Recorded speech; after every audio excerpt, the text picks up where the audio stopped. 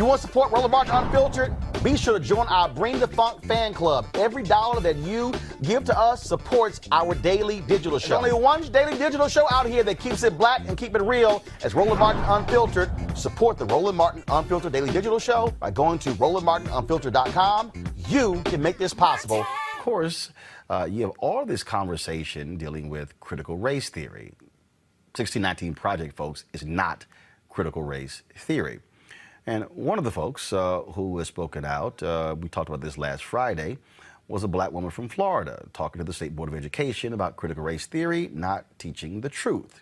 Keisha King is political consultant and co-chair of Moms for Liberty, and she joins us right now. Keisha, glad to have you in Roland Martin Unfiltered. First and foremost, what exactly is critical race theory, and is it being, where was it being taught in Florida schools? So critical race theory is the idea that America, the foundation of America is, racism is ingrained into the foundation and it cannot be removed. And so the outworkings of that today and in classrooms is that, this is a very simple way to say it, but white heterosexual men, able-bodied, are deemed the oppressors, and everyone else is deemed oppressed. And you can't get away from that. It is what it is because of the idea that racism is ingrained into the fabric of America, that you can't repent from it, you can't move forward from it, and it's there to stay. Actually, what you just said is not true.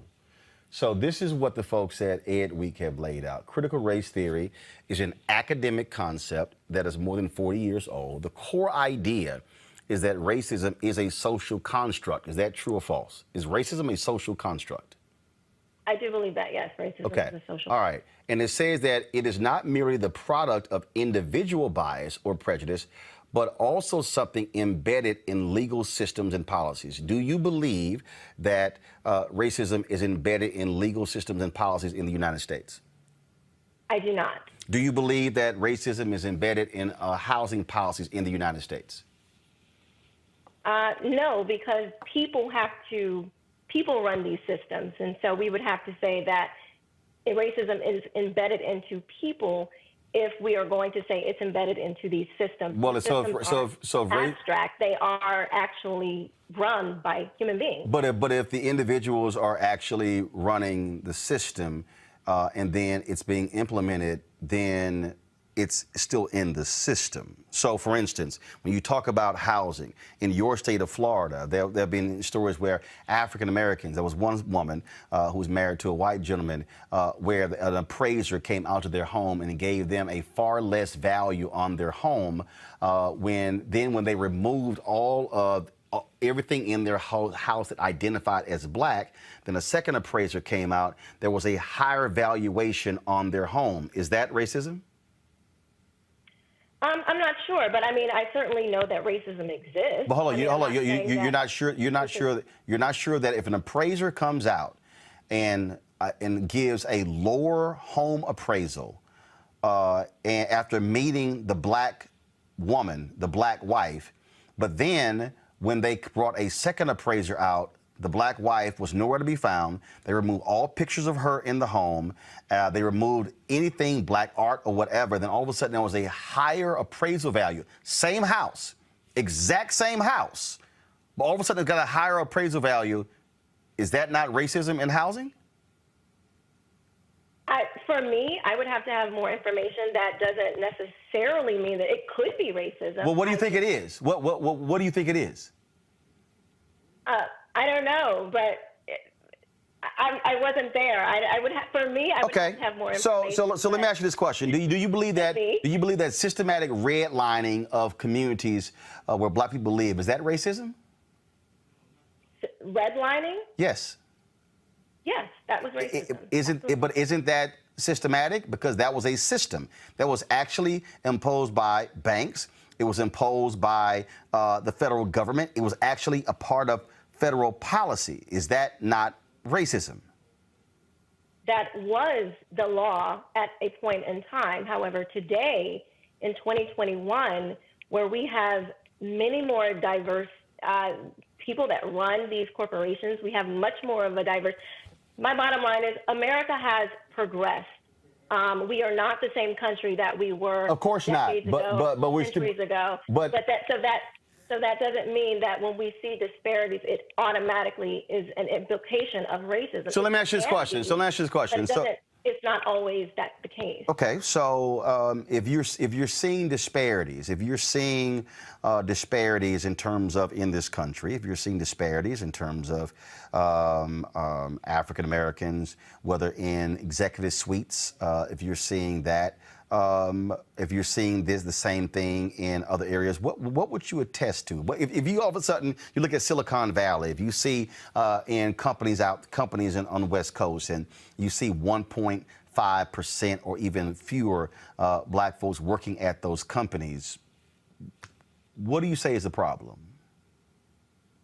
I would say that we should encourage our community to get more involved with STEM, math, science. But we don't need to be teaching that we're permanently in a state of oppression. But Keisha, we need to be teaching math. But Keisha, but do you even know that 60% or more of the jobs in Silicon Valley have nothing to do with STEM? Regardless, I mean, they're not.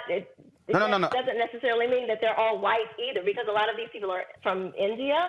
A lot of them are Asian, so they're not. It's not that they're just white people running these things. I mean, there are other so that's not problematic that have dominance in those industries as well. And I just believe that we should be afforded those same opportunities. But right there, to progress into those industries. But right there, you said we should be afforded those opportunities.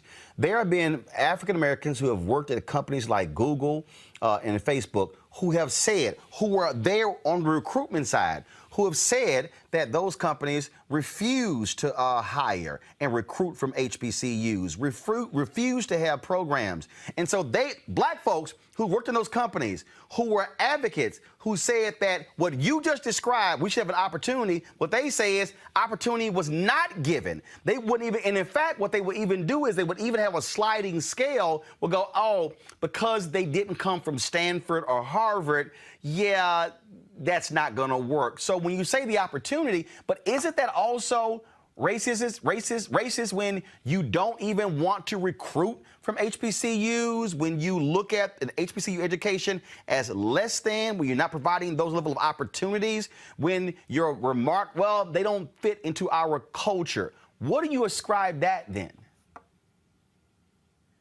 I mean, these are individual circumstances. I'm not going to blanket the entire black community as being less than because. I'm sorry, I didn't say less than, but that's them. Telling me that they didn't, because I know plenty of success. I'm looking at you. You're a very successful black man. Well, guess what? Plenty of very successful. But hold up. I'm not saying that is without struggle. I'm not saying that is without competition. No. That is without any of those things. But you left out racism. But you left out racism. I don't believe that racism is our primary problem in America today. No, but that's not what I said. That's not what I said. That's not what I said. What I'm saying is, but you did leave out racism. See, because what you don't know is that when I was an intern at the TV station in Bryan College Station, Texas, when a weekend sports anchor job came open at KBTX, the sports director, the assistant sports director, the 5 p.m. producer, the 6 p.m. producer, the 10 p.m. producer, they were like, yo, Roland's the best one for the job. The white male news director made it clear he was not going to hire a black male. His dear friend, investigative reporter Alice Brown, took me on a walk and said he's not going to hire you. Now, did that somehow stop me? No, but here's what I will say. Did that actually have an impact?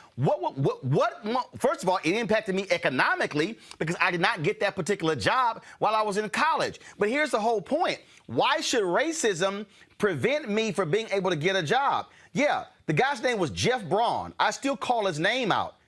And it was undeniable. I'm talking about, like, it wasn't even close in terms of who was best. And so that was an example that I personally experienced in terms of racism in my career as a student at Texas A&M. And what I'm saying to you is that exists.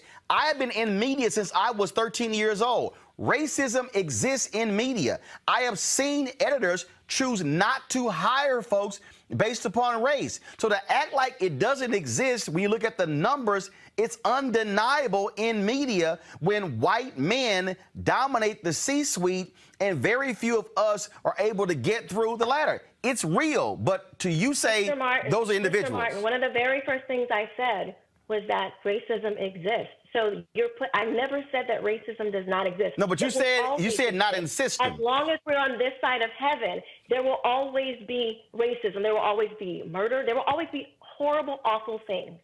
And what I am saying is that we are the most successful black people, black Americans are the most successful black people in the entire world.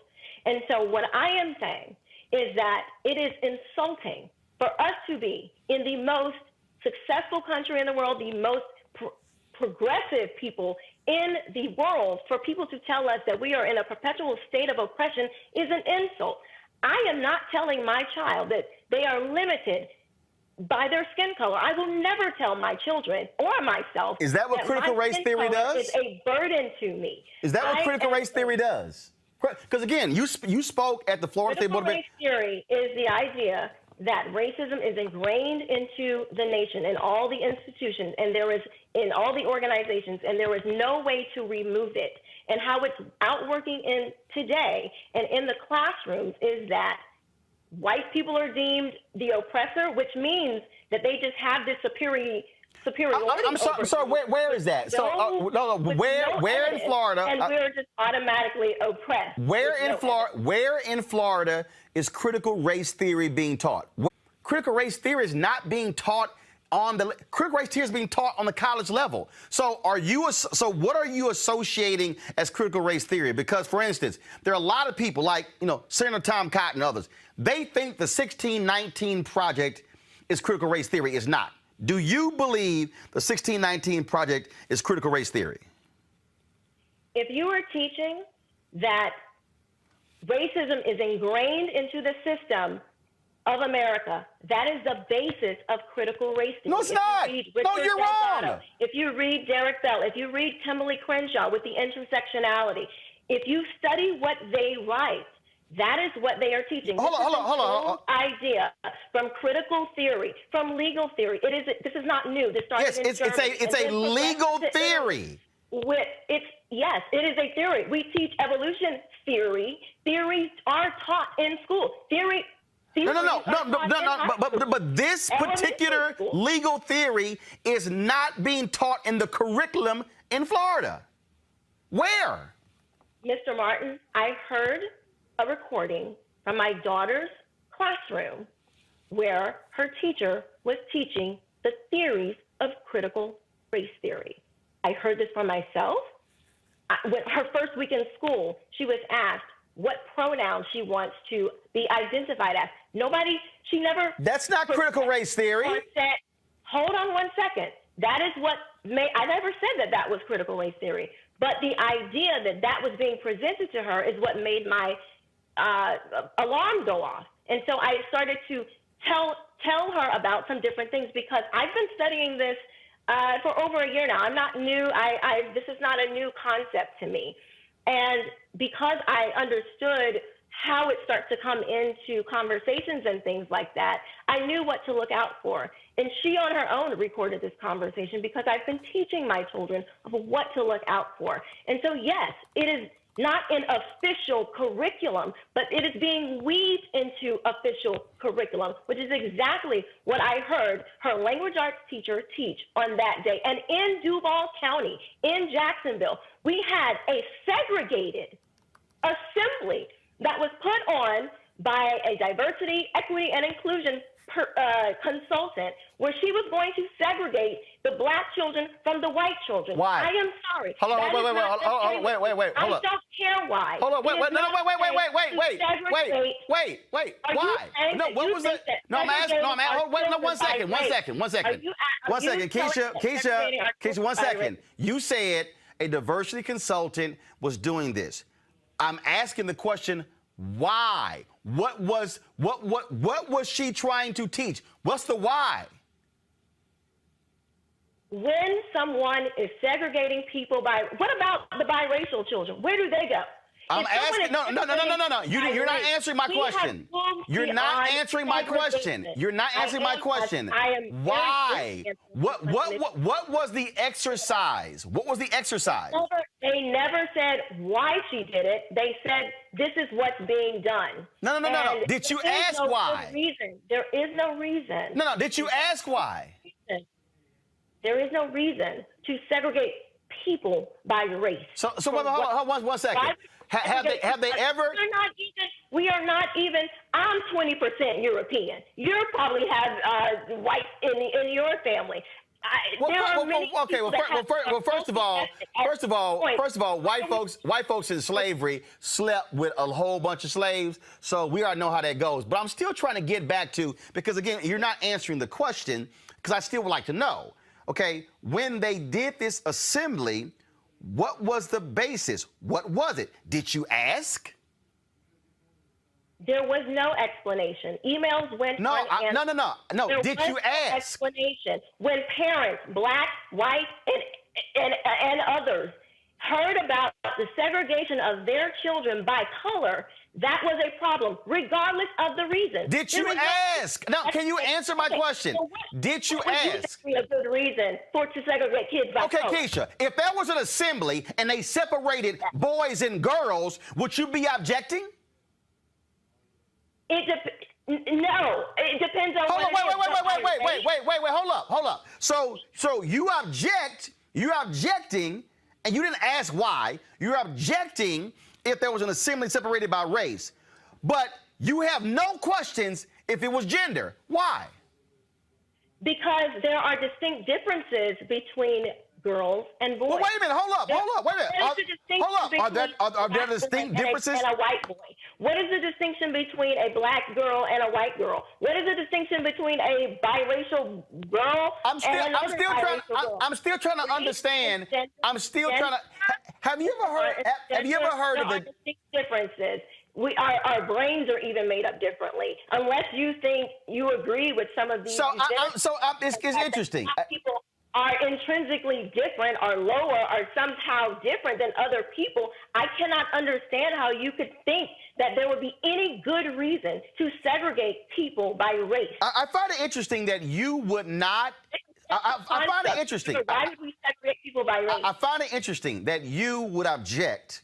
I find it interesting that you would say, oh, no, I wouldn't object to an assembly that was girls and boys, but you objected one based upon race.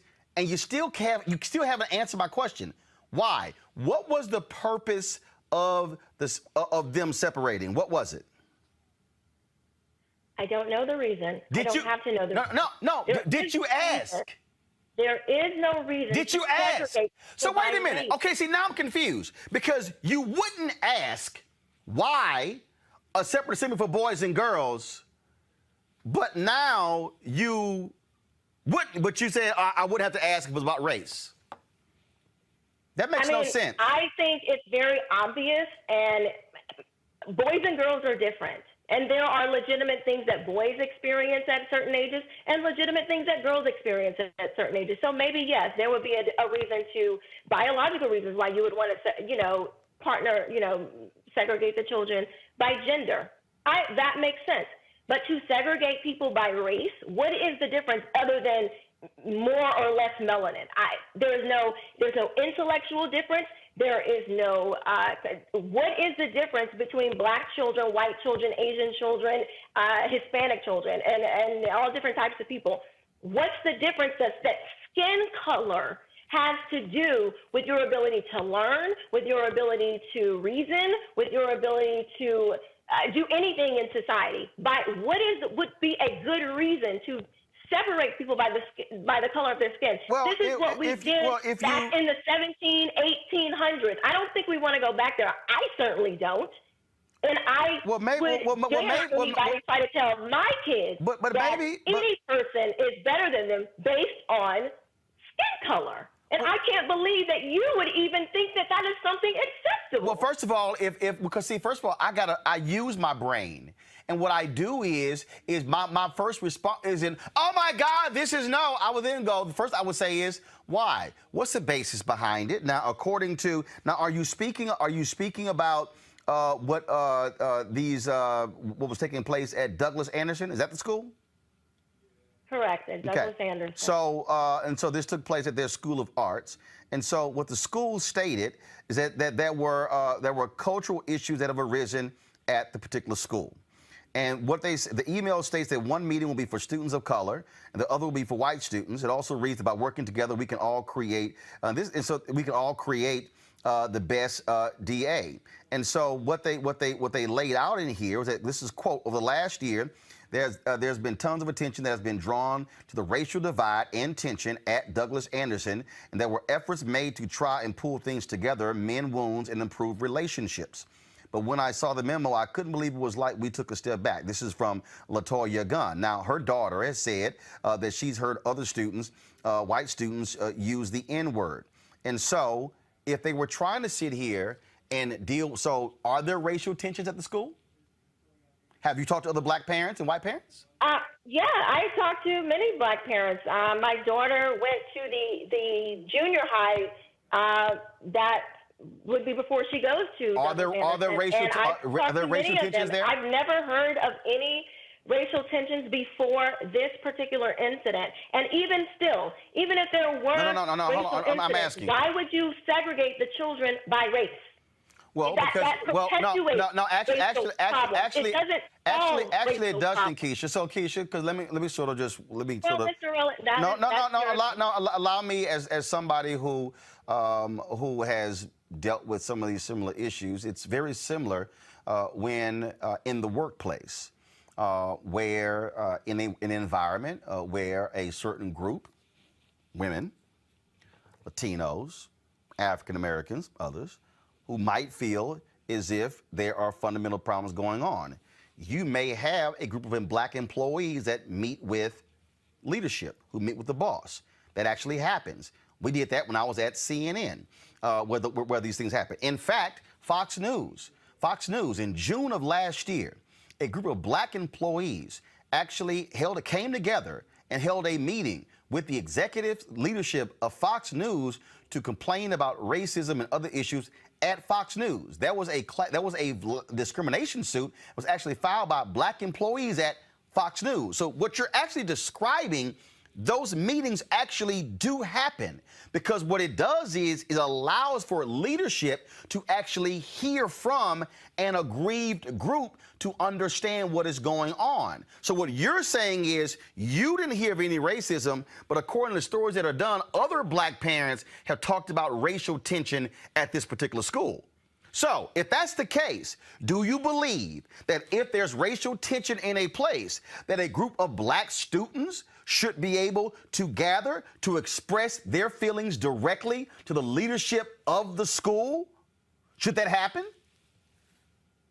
If the individuals affected, black, white, other, whatever No, you that's not what I are, asked if you you. want No. I asked you a I am specific answering the question. If you want to take, if you want to take that grievance to the leadership of an organization, a school, wherever it may be, by all means, go ahead. But to take the entire organization and say, even if you had nothing to do with it, even if you're not experiencing the same thing, and just say, we're going to separate the black folks over here and put the white folks over there, how is that actually, first of all, racial tension? Well, first of all, according to the school memo, it was white students and people of color, so people of color includes more than black people. But I'm going to go back to ask you the other question.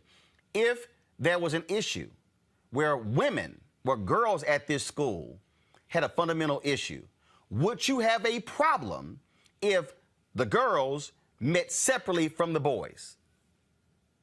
I would say it again. If those girls, the specific girls who had a problem, I don't think you should round up every girl just because some girls but that's totally different what you said earlier. Some girls are not experiencing. That's exactly what I said. You should take the individuals that it was affecting and let them go to leadership. Take the individual girls, boys, whoever. Let them go to leadership. Why are we rounding up everybody as if we all think the same and we don't have any type of autonomy or self? Earlier you said you have no problem with a separate girls' assembly, separate boys' assembly. You said out your own mouth, there are differences. Mr. Martin, these are two totally different questions that No. You literally said. You objected. Did I think that girls and boys should be segregated at any point in time? And I said, okay, I can see where girls and boys could be separated. If you're talking, you may want to talk about getting your cycle. Boys don't experience that. Or, boys going through different things that they go through biologically. I can understand a grouping of So you can that happens to every girl. So you can understand that, but you can't understand a group of white students, a group of people of color, and talking about the issues they may be facing. And here's the deal: if you're black or Latino and you go to the meetings of people of color, you can stand up and actually say, "Hey, I've had no issues, no problems here at the school. It's been great and wonderful." What's the problem? I'm just saying that why do you have to drag everybody in? If it's a specific issue to those people who experience that issue, why can't we let them sort it out? Why are we trying to make this like that every person who identifies within that group or maybe associated within that group, that they automatically have the same issue? Because probably if you've had such a widespread issue, you cast a wide net. Wait. But then again, you still had no problem with the group meeting. I'm still going to go back to this here because this is still very interesting. You talk about critical race theory, and what we're seeing across this country, we're seeing folks just lump everything in together. Any conversation, so anything dealing with race, and that to me is what the folly is. The reality is, in Florida schools, just like in Texas, in Oklahoma, and Arkansas, critical race theory was not being taught. It was not in the curriculum. It was not there. And so, since I'm gonna use your example, let me just use your example of, well, if this group has a problem, then take it up with them. So if you had a problem with one teacher saying something to your child, why pass a statewide ban on critical race theory when it didn't even exist? Why? If it's only your child or a couple of others, I'm using your setup. Why do a mass ban if there's only a handful of examples? Why? This is not being taught to just a few individuals. It's not being taught at all. How do you know that, Mr. Martin? Critical race theory is not in the curriculum in Florida. Like I said, there is no book that they have. It's not an official. Okay, so how many teachers are teaching it in Florida? Two.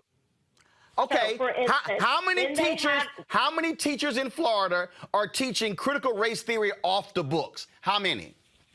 I'm not sure. Okay, but stop. You're not sure. So you went before the State Board of Education and supported a statewide ban on something that you could not quantify. Yes, because anytime you try to segregate people by their race and say that's one school. One group of people No, Keisha. No, Keisha. Keisha, that's one school. Racism, no, Keisha. So Keisha, wait a minute. Hold up. Let's stay right there. Clearly, so you been talking about it. So wait a minute. You're now contradicting yourself. No, I am you not. are. You just said if a group of people have a problem at a school, the administrators should only take it up with those people and not do a full assembly, right? That's what you said, right? What I said was, if there is a specific issue, you were specifically talking about the Douglas Anderson case where there was a specific issue. I was speaking to that. As far as critical race theory, which is a separate issue, what I'm but saying it's not being taught. This is being widely, yes, it and is. I asked you how widely? How widely? How widely? I don't know. Wait. Hold up. In my daughter's school. Hold up. 1%. Hold up. You gave me one teacher. You gave me one teacher. So is it 5%? Are 5% of all teachers in Florida doing this? Do you know? Is it 10%? So if I was to say, okay, well, there's only 2% of racist people in the United States Congress, are you going to be like, oh, well, we don't have to worry about that because it's only 2%? No. I'm using your example. I don't want racist teachings anywhere in American classrooms. Here's the problem. You contradicted yourself. You supported a statewide ban on something that's not even being taught because your child recorded one teacher. You can't even answer. You literally cannot even answer how widespread is it. You said, I don't know. So your deal is, I don't, you sound like... You're okay with some racism teachings, as long as it's not widespread. No, here's the deal, Keisha. Okay. I'm going to use your example. Since you had a problem with one teacher, Keisha should have gone, oh, she hung up, y'all. See what happens? This is what happens, y'all. Did she hang up or did our system go out? She hung up. See, this is what happened, y'all, when you're busted. Okay, I got another guest coming up, but pull up my panel and tell my next guest to hold on. I'm going to go to them. This is what happens when you're busted. This is what happens when you contradict your own argument. If Keisha had a problem with a teacher saying something in the classroom, she should have gone to the principal and then the school board. She supported the passage of a bill across the entire state because of two incidents. And then, Teresa, she couldn't answer, how widespread is this? How widespread is it? I don't know. She sounds like Republicans saying, yeah, we're going to pass new voting laws. We ain't got proof, but what the hell? We're just going to pass it. Yeah, I mean, Keisha, is obviously, I looked at her social media account while you guys were discussing because I was just so curious about, where some of her ideas of how she came across this topic. And part of it is, even in her, mini bio, and it goes to a point here, but the mini bio, it says like rising star in the GOP, it's just mom, so, and then if you go on the timeline, it says, she was just on a program with Fox News. And so again, I understand her profile. So I understand she is on message, but what I don't understand is the ignorance that we choose to have. I think education is a strong component here. I think most of it she was grasping, but then the contradiction of what she was saying also put her backwards in her original position. because you can't agree with some, some portions of, well, I agree, well, I disagree with them separating blacks and whites, but I agree with them separating girls and boys. Like that, it just doesn't make sense, because what happened to the kids where, that they want to choose who they want to be? Or, so, I mean, there's so many issues here, and I think that's really just surrounding her statement. But again, it also shows that the GOP is not. Bring her on. Okay, all right. So apparently Keisha wants to get back on. So Keisha, come on back. But here's the deal, Ben. I stand by my position. You can't support a statewide ban, every school district, every classroom, because of one teacher and your daughter. Yeah, I would like to ask Sister Keisha if we found more provable instances of racism than she found of provable instances of critical race theory being taught. Would she support the existence of critical race theory? I mean, since it's like almost like an all or none proposition with her. Because then my second question would be, when's the last time she actually can say that she personally experienced racism in this country? Because I think she's vacillating back and forth between racism as an individualist construct, something that an individual is responsible for. And that's usually what conservatives do to make sure that this structural system is never held accountable, by saying, oh, that's an individual racist problem. So I do want to kind of know if we found more examples of racism than she found of examples of critical race theory, would she go before the board and support critical race theory? Hey, y'all, what's the status of Keisha? All right. So let me do this here, y'all. Okay, we gonna come back later in the show with part 2 with Keisha. Okay, so is my next? Okay, she's picking up now. Okay, because I still want to know again how. Okay, Keisha, you there? I don't know what happened, sir. Okay, so I'm still. So Ben Dixon, you had a question for Keisha. So, Ben, go ahead and ask her the question, and let's see if she answers your question. Yeah, no, it's a simple question. If we were to show you provable, objective examples of racism, more examples of racism than you found examples of critical race theory being taught, would you go before the Board of Education with the same energy and the same fervor and demand that we do something about racism, since you put that metric out there in terms of how many times you saw critical race theory being taught? I would stand up against racism anytime I saw it, absolutely. I'm not for racism, and I know that it exists. That's not what I'm saying. So yes, I would stand up against racism. That's what I'm doing now. So you see more of a problem in the racism of your perceived racism of the 1619 Project, critical race theory, than any. No, not 1619 Project, not 1619 Project. But the conflation of the two. Right. No, but so again, because it's not the same. I still just want to know, what is the percentage of, again, these examples you're using? How many are we talking about? 5, 20, 100, 2,000, 5,000, 10,000? This thing that you're describing that your daughter experienced, how rampant is it in Florida? If it is any at all, I have a problem. So anybody is trying to tell children that they are in a perpetual state of oppression by a racial group, I don't care what the color is, that is racism. So Keisha, should the state, Keisha, if there are 5 examples, Keisha, if there are 5 examples in the whole state, instead of the principal or the school board handling that, your answer is ban it across the state. Even though I don't know. That would just like saying, well, there was only one hanging, so why do we need to ban hanging people, hanging black? Okay, but see now,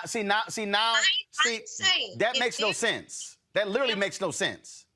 Okay. Because again though, I'm using your language. I'm using your language. You said that if there were a group of students or a group of people on a job who had an issue, that group of people should go to the superiors at that school to deal with it, you said, and not have a block-wide assembly. And what I'm saying to you is, if there are a group of parents who are objecting to a group of teachers, why not deal with those teachers and that principal, as opposed to say to the State Board of Education, oh, we're just going to ban this thing across the state that actually doesn't even exist in the state. You do not see how you literally are contradicting yourself? Okay. Well, if you don't believe that it exists, and if you really don't think that it is a problem, at this point, I'm not sure. No. See, here's the deal. Here's the deal. I'm going to use a legal standard. In order for Roland to show, if I want to do a class action lawsuit, I have to show that there are multiple people who have been harmed. I have to actually show. I got to have evidence. I got to have data to say, oh, this isn't what one case of Roland being harmed. No, here are multiple examples of African Americans who have been denied. What I'm saying to you is, you can't even provide that to me. You can't even tell me that 5,000 teachers or 7,000 teachers or 100 teachers. All you have is one teacher recorded with your daughter, and you stood up at a State Board of Education meeting and supported a statewide ban based upon one instance of your daughter. And I'm using your example. Why didn't you, versus have the state ban it, why didn't you go to the principal and the school district and say, I have a problem, let's deal with it here, as opposed to say, oh, let's do it? Because guess what? There are a bunch of schools and teachers who don't do what you do. So now you passed a law that impacts them, and they have nothing going wrong. Do you not see the contradiction? If they're not teaching it, then they don't have to worry about it. You already said they're not teaching teaching critical race theory in the district. You said they're teaching it unofficially. That's right. And there's many. And how many teachers are unofficial? Keisha, answer my question. How many teachers? If teachers are teaching Keisha, answer my question, Keisha. How many teachers? I don't know that answer. Keisha. I don't know, because you're admitting. So Keisha, right? you are admitting you do not know how many teachers in Florida are teaching unofficially critical race theory. All you know is one. No, that is my personal experience. Okay, how many then? Give me a number. How many? There are many parents. How many? No. I don't want many. Give me a number. What's many? 10, 30, 50, 100? Parents who have seen things in their schools. How many? Hundreds. How many? Just in my universe. How many? Countless stories. No. How many? No, I didn't ask for countless or many. How many? I don't have a number. So you have a number. How many school children in Florida? You're right. No, Keisha, how many school children in Florida? In the Duval County School District. No, in the whole state. I'm not sure. Millions. Okay. Sure. There are nearly 3 million students in public schools in Florida. And you supported a statewide ban that's not even impacting you, and you can't give a number. But you said that you object to an assembly being people of color and whites, and you said that if you have a problem, they should meet with only the affected people. Do you not see the contradiction in your own statement? No, I do not, and here is why. Okay. Because you have individual isolated incidents where there is no the part that you're missing, Mr. Martin, is that even though it's not written in curriculum, this is your same argument that racism is everywhere. It's not written into law, but it's still everywhere, according to you. No, actually, you're wrong. Because when I look at Georgia voter suppression law, when I look at Texas, and I look at the fact that the Texas voter ID law, 5 federal judges deemed it discriminatory against minorities and ruled it unconstitutional, I would say that's writing it into law. So you're wrong. You're stating that. No, what I'm stating is that 5 federal judges ruled the Texas voter ID law was unconstitutional and discriminated against minorities. So what I'm arguing is that law that was written, that was discriminatory as it was written. So yes, you're correct. if racism is being taught in schools, even if it is unofficially taught, what is wrong with saying, okay, you know what? This type of teaching it's not going to be taught at all. I would say this here. I would say it would be nonsensical. I would say it would be nonsense. I would say if there was one teacher who was at a school district who was teaching something that was racist, I would say deal with that teacher and not say, oh, we're going to say all teachers across the state. Here's the bottom, Keisha. You don't have the data. You can't even give a number, and you can't. And what I'm saying is it's nonsensical for conservatives in these states passing statewide bans on something that's not even being taught, and you don't even know how significant it is. So, and here's the whole piece. Critical race theory is not a part of the curriculum. It doesn't exist in Florida schools or Texas or Oklahoma or Arkansas. And for the people who say it is, you simply can't provide the data. So, I appreciate it. You give your final comment. Go ahead. That said that, that racism, was not really a problem, and they didn't think that slavery should have been abolished either. So I'm guessing that's what it.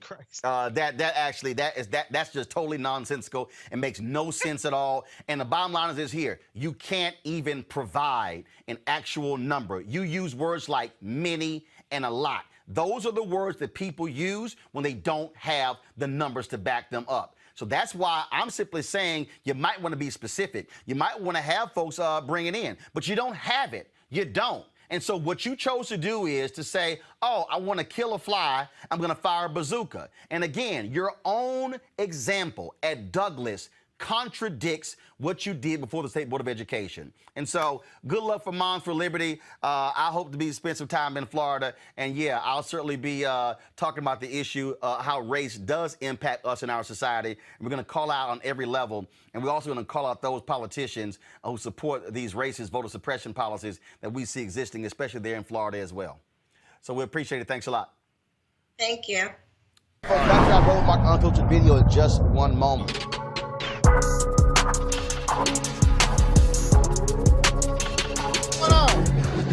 Everything and nothing at the same time. You looking great. Thank you.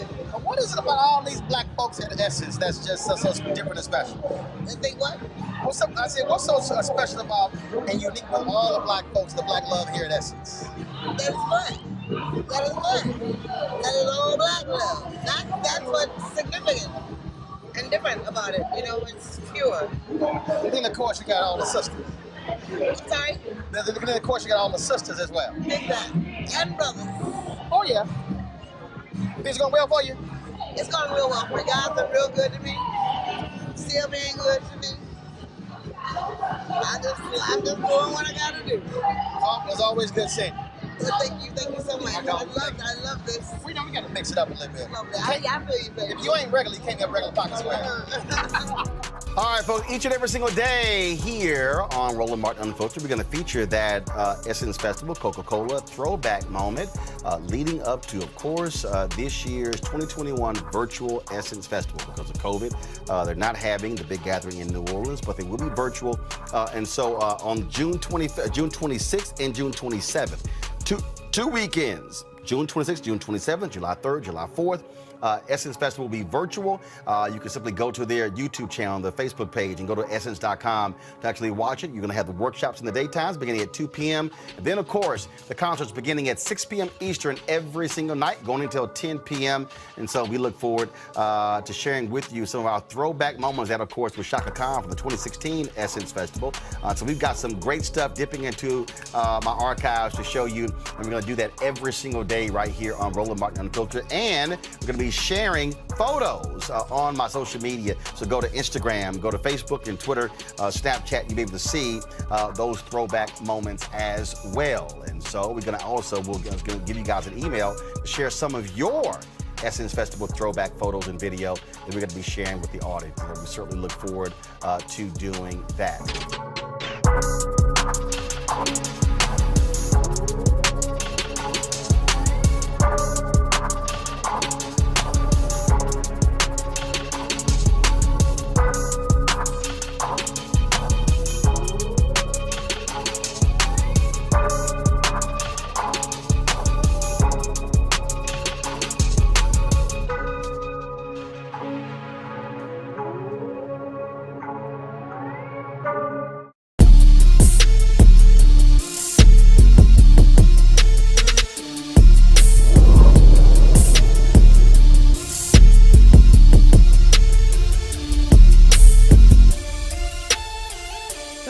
can always count on white nationalist Tucker Carlson to weigh in on this, speaking for the white nationalists in America. And this was the foolishness. I'm gonna play in a second. That was stated last night on his show. But y'all need to understand again who he's speaking to. Listen to this. Thinks about is radical social change. And this week, she got an assist from the United States Congress. Starting this Saturday, our country is getting a new Independence Day to supplant the old one, which people like Lori Lightfoot complained was racist. Not a single member of either party in the Senate opposed it. Republicans, in fact, co-sponsored the resolution. Happy that my bill to recognize Juneteenth as a national holiday just passed the Senate, wrote John Cornyn, a supposedly conservative senator from Texas. Lori Lightfoot is thrilled by this. Unlike John Cornyn, Lori Lightfoot understands the power of symbols. They're immensely important. That's why we have them. For Flag Day on Monday, a holiday designed to honor the American flag, speaking of symbols, Lori Lightfoot is flying something instead called the Pan-African flag. You're seeing a shot of it on your screen right now. It's now up in City Hall in Chicago. That and the Juneteenth flag. Watch. What she thinks about is radical social change. And this week, she got an assist from the United States Congress. Oh, poor Tucker. Really? Are your feelings hurt? Are you a little upset that the truth is now being told? See, when you hear the white nationalists proclaim that on this day, this was to declare, is to replace. No, it wasn't to replace. What it was, Tucker, was to actually speak truth. I know it's a little hard for you to understand. But what you have to understand is that what we're dealing with is people of African descent did not celebrate Independence Day on July 4th, 1776, because we were not free. We were not free from Great Britain. In fact, little Tucker, people of African descent who were enslaved fought with the British because they were promised their freedom by doing so. See, this is why the white nationalists hate the 1619 Project. This is why white nationalist TV Fox News employs a Tucker Carlson. This is why they hate what happened today. Because see, now all of their efforts and all of their fighting to keep their white children from being taught actual American history, it's going to be a little hard now to do that, with Juneteenth now being a national holiday. I know there are a lot of people out there who have been, we didn't want this, we want, but let me be real clear. I want the George Floyd Justice Act. I want to end voter suppression. I want all of those things, but I wanted this too. Because see, now there's no escaping Juneteenth in the reality. Now, you heard Vice President Kamala Harris there speak. I wish her staff had actually listened to Karl Mack when he talked about the history as well, because the slaves actually were not necessarily freed in the Confederacy with Emancipation Proclamation. So we quibble over some of those details. But really what they are struggling with now, they're struggling with the fact that they now have to confront what really happened. They have to confront all of the specific things that took place, the heinous nature of slavery. They have to confront that it actually happened here in the United States. See, I find it very interesting that you have these folks who are passing these bills. We don't want critical race theory being taught, when first of all, it's not even being taught in your schools. But then you have states that are actually passing that it must be mandated to teach the Holocaust in schools. I have no problem with the teaching of the Holocaust, the Jewish Holocaust, in schools. Some of you may say, well, Roland, why did you just switch from the Holocaust to the Jewish Holocaust? Because the Jewish Holocaust took place in Germany. That was the Jewish Holocaust. There was a Holocaust that took place in the Congo by King Leopold of Belgium. It was estimated that 10 to 20 million black Congolese were killed. Yeah, read the book King Leopold's Ghost. I call it the Jewish Holocaust because of the number of people of African descent who died crossing that Atlantic, who died at the hands of the Portuguese, at the hands of the British, at the hands of Americans. See, y'all, that's really why the white nationalists are now upset. They are upset. See, if I'm about to preach this thing, they are upset, which is what the basis of my book, White Fear. They are upset because we now are exercising our power. You see, the white nationalists who were behind slavery for 243 years, it was never their design for a Roland Martin to be able to speak freely on a platform that I own. That's why it was made illegal for us to be able to even read. What the people of African descent who were enslaved understood was that there must be something powerful about the concept of reading if the sentence, if you were caught, was death. And so what the white nationalists today can't handle is they can't handle Becky and Margaret and Chip and Tucker and Sean and Laura and Mark. They can't handle Dan. They can't handle any of them now having to be exposed to the truth about our history. Folks, back to our Roland Martin Unfiltered video in just one moment.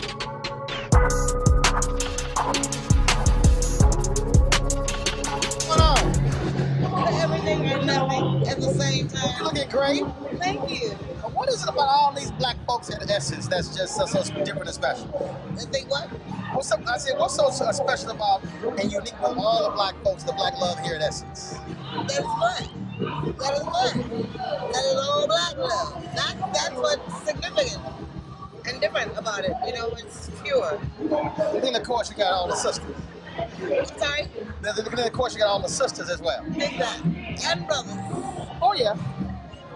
Things going well for you? It's going real well for me. God's been real good to me. Still being good to me. I'm just doing what I gotta do. Oh, it's always good seeing you. Well, thank you so much. I love this. We gotta mix it up a little bit. I feel you, baby. If you ain't regular, you can't get regular pockets. All right, folks, each and every single day here on Roland Martin Unfiltered, we're going to feature that Essence Festival Coca-Cola throwback moment leading up to, of course, this year's 2021 virtual Essence Festival. Because of COVID, they're not having the big gathering in New Orleans, but they will be virtual. And so on June 26th and June 27th, two weekends, June 26th, June 27th, July 3rd, July 4th. Essence Festival will be virtual. You can simply go to their YouTube channel, the Facebook page, and go to essence.com to actually watch it. You're going to have the workshops in the daytimes beginning at 2 p.m. And then, of course, the concerts beginning at 6 p.m. Eastern every single night, going until 10 p.m. And so we look forward to sharing with you some of our throwback moments. That, of course, was Shaka Khan from the 2016 Essence Festival. So we've got some great stuff dipping into my archives to show you. And we're going to do that every single day right here on Roland Martin Unfiltered. And we're going to be sharing photos on my social media. So go to Instagram, go to Facebook and Twitter, Snapchat. You'll be able to see those throwback moments as well. And so we're going to also, we'll give you guys an email to share some of your Essence Festival throwback photos and video that we're going to be sharing with the audience. And we certainly look forward to doing that.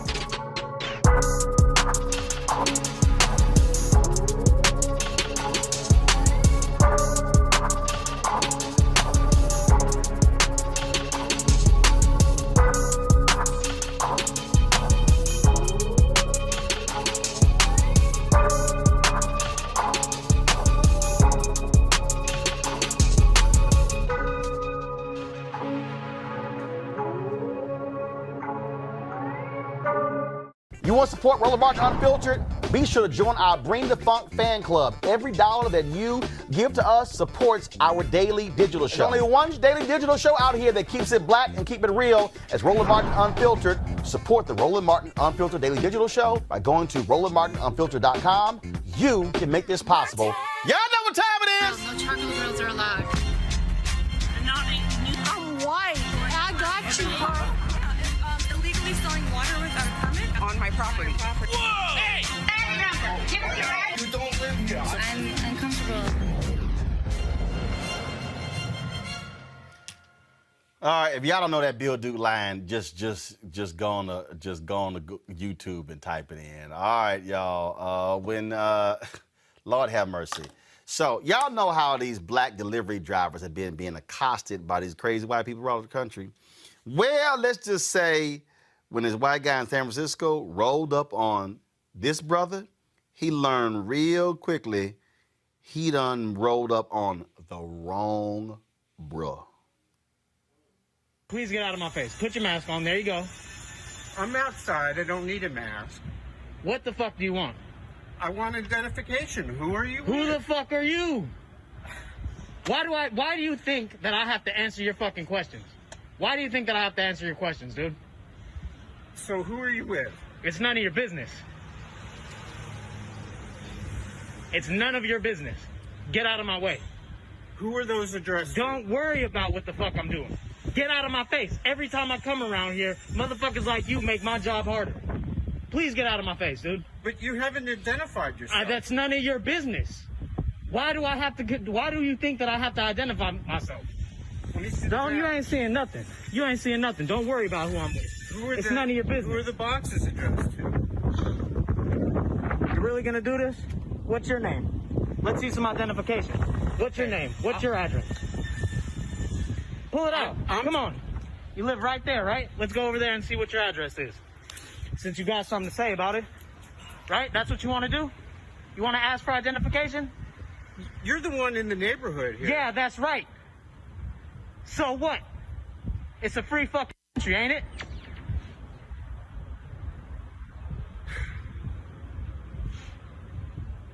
You did this. Don't start shaking and crying. What's your name? What's your name, buddy? John. John what? That's all you get. John what? John what? You come over here asking for identification? John what? I don't give a fuck. Fuck you and your missing packages. You think I'm crying over that shit? John what? You want to ask for identification? Where's your fucking identification? Nah, it's good. I'll one-up that. Good. Go fucking look for a police officer, you pile of shit. Don't think I don't know why you came over here and stopped me. Because you think I belong in another neighborhood, right? Fuck yourself.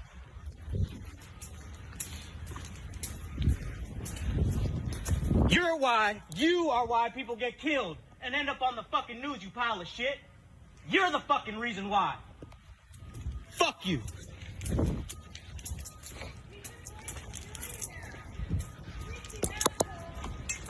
Oh yeah, me?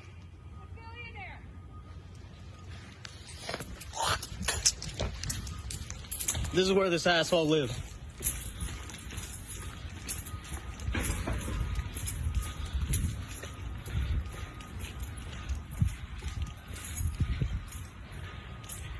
When I first came on this street, he hollered at me from that window right there. He asked me what I'm doing. I told him none of his business, and he came down here and wanted to talk to me. So now we're gonna talk.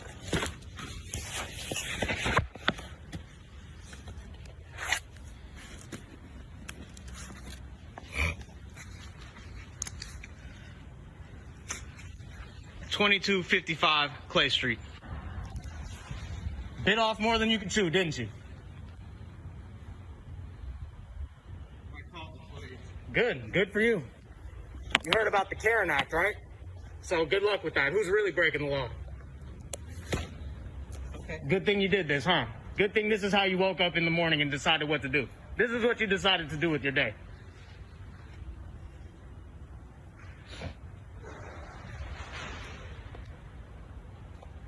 What's your last name, John? Hey, John, what's your last name?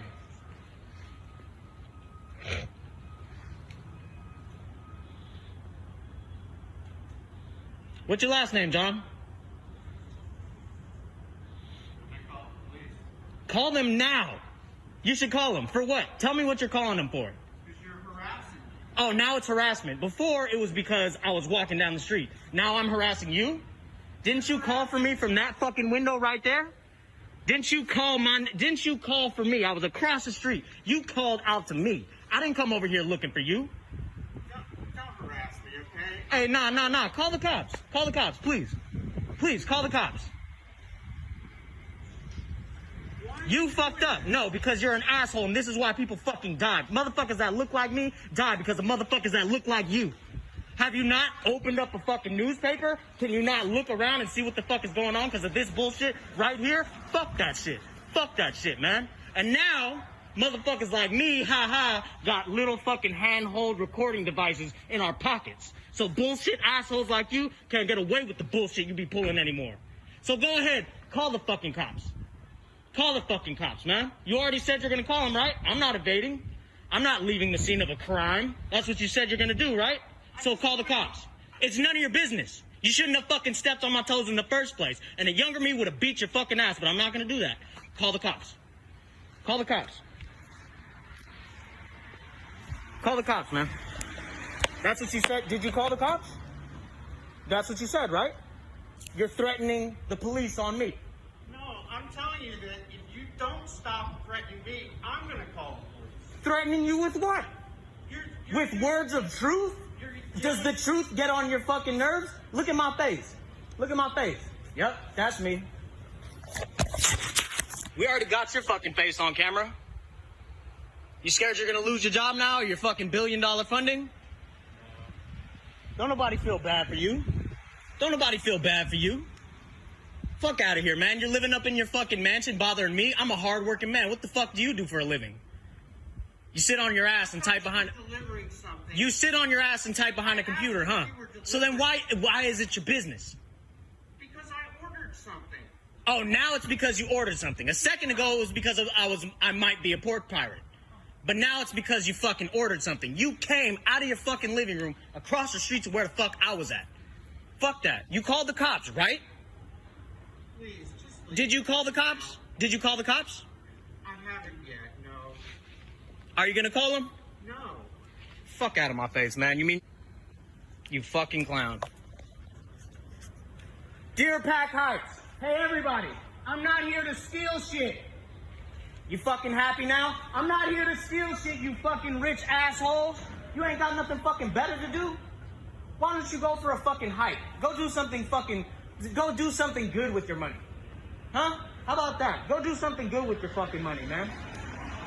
Go do something positive. Instead of sitting in your castle, recording me, making an ass out of yourself.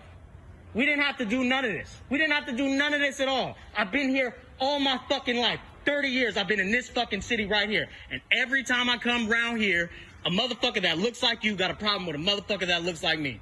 You think that's coincidence? You ain't got nothing to say now, do you? Do you? You gotta bother me while I'm doing my fucking job. A hard, honest work living like you assholes always say, hey, get a job. I got a job, right? You motherfuckers still fucking with me. So what now? Now, I know a lot of y'all, look, a lot of cursing going on that video there, but Michael, bottom line is this here. This is how you turn that thing. Oh, now all of a sudden you want to come at me. Now all of a sudden you want to check my packages. And so that brother there went at that bigot. He knew exactly what he was doing. He was trying to challenge that brother. Why you in the neighborhood? And then let me look at the packages. Say what? Look, he went all in. Good for him for doing so. And one question I have, Roland, relative to usually on your videos, the white person who's acting like a clown gets fired or loses his job. Do we know if that happened to him? Don't know. We're still waiting here to find out what happens here. But Julian, my boy put his address out there, showed the building. Yep. He let everybody know. But then I love how John wanted his information, but then didn't want to give up his own information. Oh, 2150 Clay Street, y'all. One of the most affluent neighborhoods in San Francisco. Flood his mailbox. Send him letters saying, "Fool, what wrong with you?" Brother, I was just cracking up. Brother man was time enough for it. You talk about time enough. He was time enough for him. He was not backing down. He was not taking anything.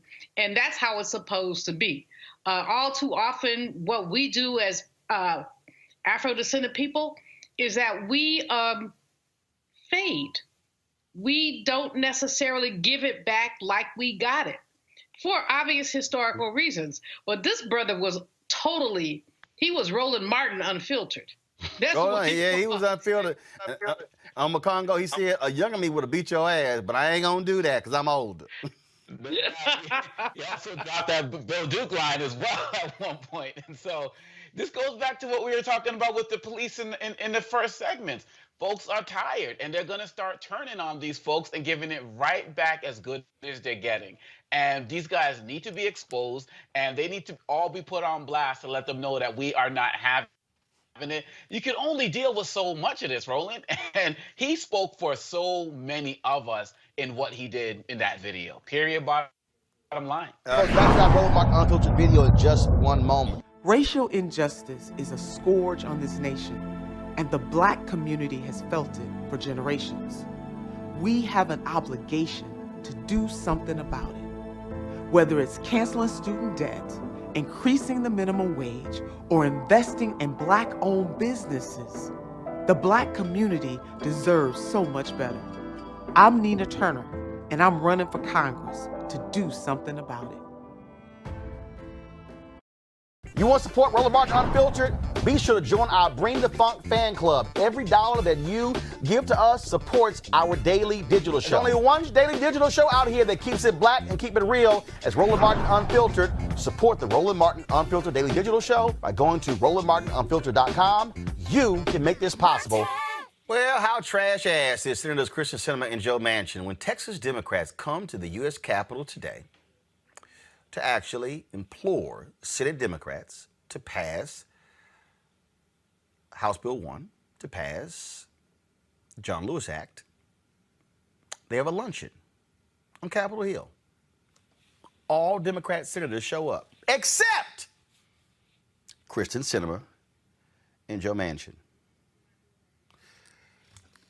I'm just trying to understand how arrogant they are. And check this out. Then a couple of other state officials from Texas meet with Senator Joe Manchin. Oh, I'm sorry. They don't meet with him. They meet with his staff. He wouldn't even meet with them. Do y'all see how shameful and despicable this is? Let's go to my panel. Ben Dixon, host, Benjamin Dixon Show podcast, Teresa Lundy, principal founder of TML Communications, Mustafa Santiago Ali, PhD, former senior advisor for environmental justice, EPA. And so we're also efforting to get one of those state officials on the show to talk about their meetings on Capitol Hill today. But Ben, how trash, how pathetic and shameful is Kyrsten Sinema and Joe Manchin when these Texas Democrats come to Capitol Hill to talk about how they thwarted the passage of a Republican-led voter suppression bill, and these two don't even show up for the luncheon. All 48 other Democrat senators show up, but these two don't. When somebody shows you who they are, believe them. And Joe Manchin and Kyrsten Sinema, they have shown us repeatedly exactly who they are. They might have the Democrat D by their name, but they're certainly there on behalf of the Republican Party. When they reach across the aisle, they're not reaching across the aisle to get Republicans to turn in our favor. They're continuously reaching towards us to pull us closer to the Republican Party. And the fact that they would not show up to these meetings this morning means that there's a certain level of condescension, casual dismissal of not only elected officials, but if they did this to elected officials, imagine what they do to the people. And so they feel like they have no responsibility whatsoever to answer on behalf or answer to the people because they don't feel like they have to answer to the other elected officials. I mean, it's unbelievable, Teresa, when you see just how shameful these two are. So you are too good to attend the luncheon, to listen to these Texas Democrats describe in detail the voter suppression bills. That's just unbelievable. And again, this is I'm going to pull this up. This is the tweet from Ari Berman, who is a voting rights journalist. Manchin and Sinema didn't attend Senate Dem lunch where Texas Democrats spoke about need to pass For the People Act to stop GOP voter suppression. Yeah, I totally agree with my colleague. If they do show you who you are, it doesn't matter, if you're in an elected position or if you're just a regular citizen, these individuals just showed that they just didn't care. And it's just interesting to see because we are such in a critical space right now where, even if we don't take the listening component about the bill, I think we're, even missing the mark when we start looking at some of these elected officials and what we are asking them to do. We already know half of them, read legislation and when they co-sponsor it. So to not even take a lunch, just a slap in the face to everybody who voted for them. This is one of the folks out there who responded, Mustafa. Manchin didn't bother to meet with Texas Democrats regarding the damage that new Texas voting laws would do to Texans if the For the People Act doesn't pass. What is wrong with that man? Well, it's extremely disrespectful. Senator Manchin has shared with the country that he still had folks he wanted to talk to. He wanted to garner more information so that he could make an informed decision. And he wants to go through this process. But yet folks who are in the thick of it in Texas spent their time, spent their resources to actually come to Washington, D.C. and have substantive conversations about what's going on in their respective states. And he's shown you exactly how he feels about these individuals and many others who have been advocating for him to actually begin to move forward in a way that is actually more protective of the country. So this is nothing new. He will continue to share with folks, that he's still trying to, get everybody's perspective. So I guess what he's really saying is that these folks' perspective is not that important to his overall analysis. This here was a tweet that Ari Berman put out. 68% of Americans support For the People Act, including a majority of Republicans. It has bipartisan support among the public. Reporters should point that out when GOP senators lie that it isn't popular. Ben, it's amazing what happens when you got facts. Right. But I mean, it shows the extent to which they're willing to ignore the facts. They're willing to distort the truth. They're willing to use half-truths, not only the Republican Party, but Sinema and Manchin. Because if you think about it, there's always about this 30% of Americans voting electorate that aligns with the bigotry, the absurdity. They align with Trumpism. They align in opposition to H.R. 1. So who is Kyrsten Sinema and Joe Manchin? Who are you really serving? Because you're not even serving a majority of Republicans. You're serving that faction, that far right-wing faction that does not want black people to vote in this country. So how do they expect us to see them as allies when they're aligning with our enemies? Especially when you won't even meet with the state legislators who can give you an understanding of what's happening. Folks, back to our Roland Mark Unfiltered video in just one moment.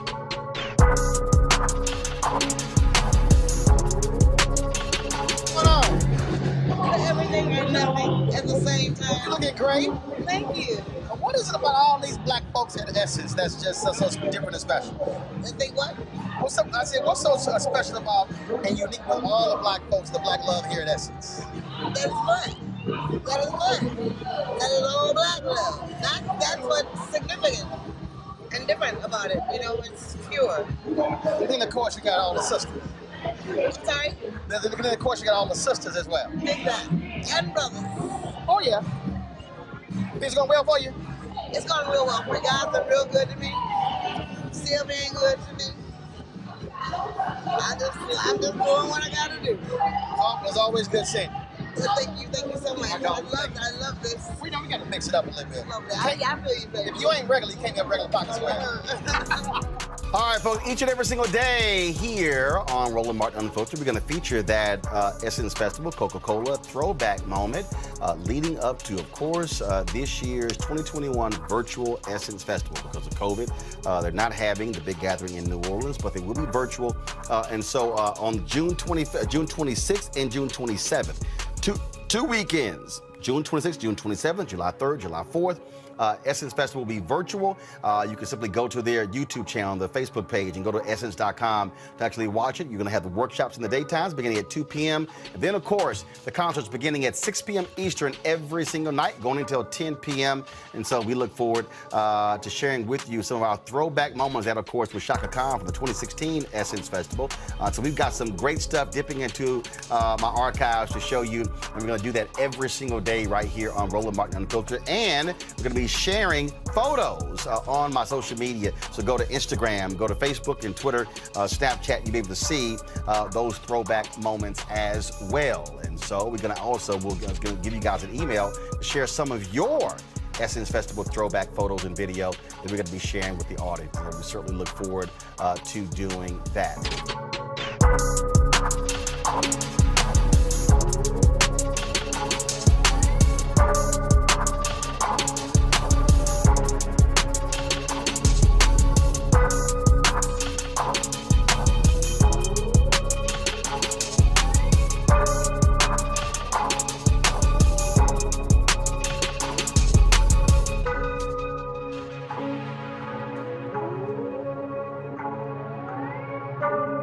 You want to support Roland Martin Unfiltered? Be sure to join our Bring the Funk fan club. Every dollar that you give to us supports our daily digital show. There's only one daily digital show out here that keeps it black and keep it real. As Roland Martin Unfiltered. Support the Roland Martin Unfiltered daily digital show by going to RolandMartinUnfiltered.com.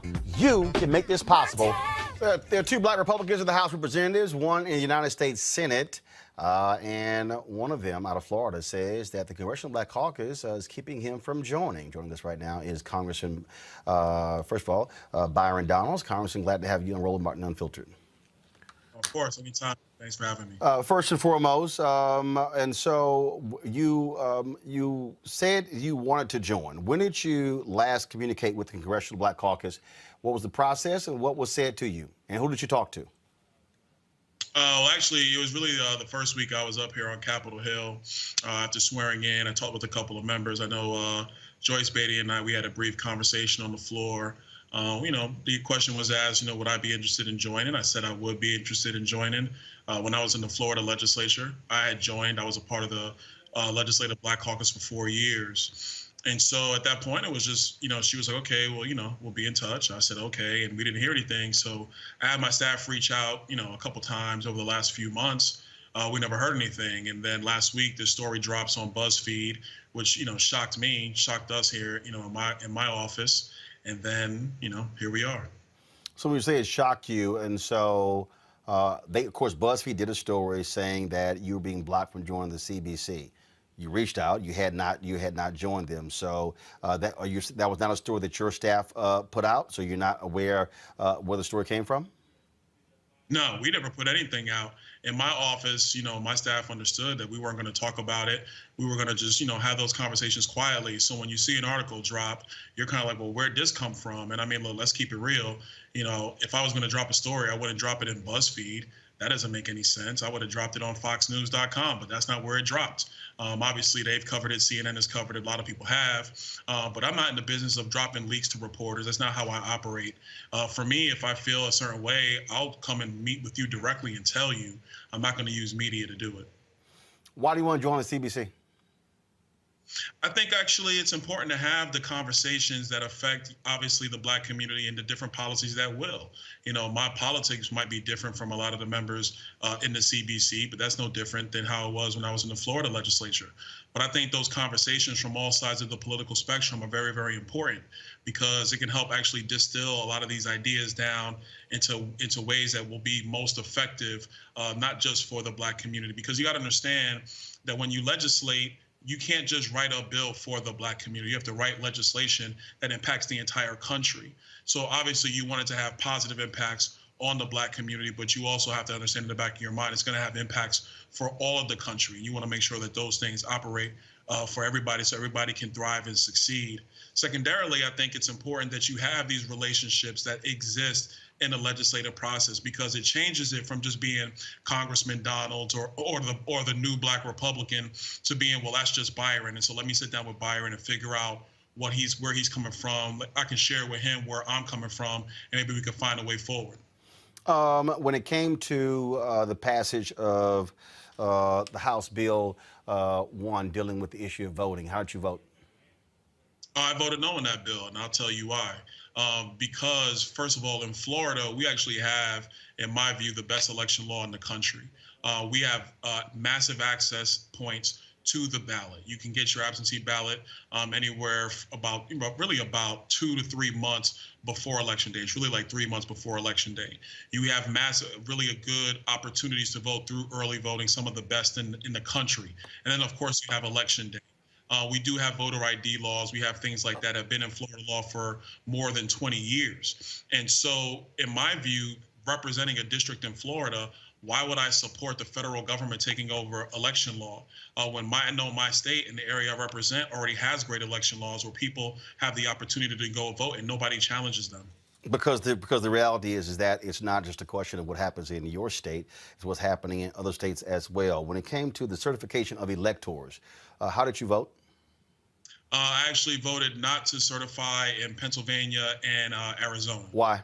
But the other 48 states were never contested. Why? Well, because it's very clear. Hold on, let me get to that. Because it was actually clear, based upon the information I was looking at, that in Arizona and Pennsylvania there were violations of election law.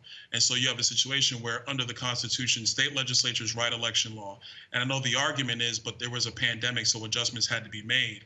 But let's be very clear, it is not the role of a supervisor of elections or the state elections officer or any judge to change election law. But I thought Republicans believed in the rule of law and judges ruled.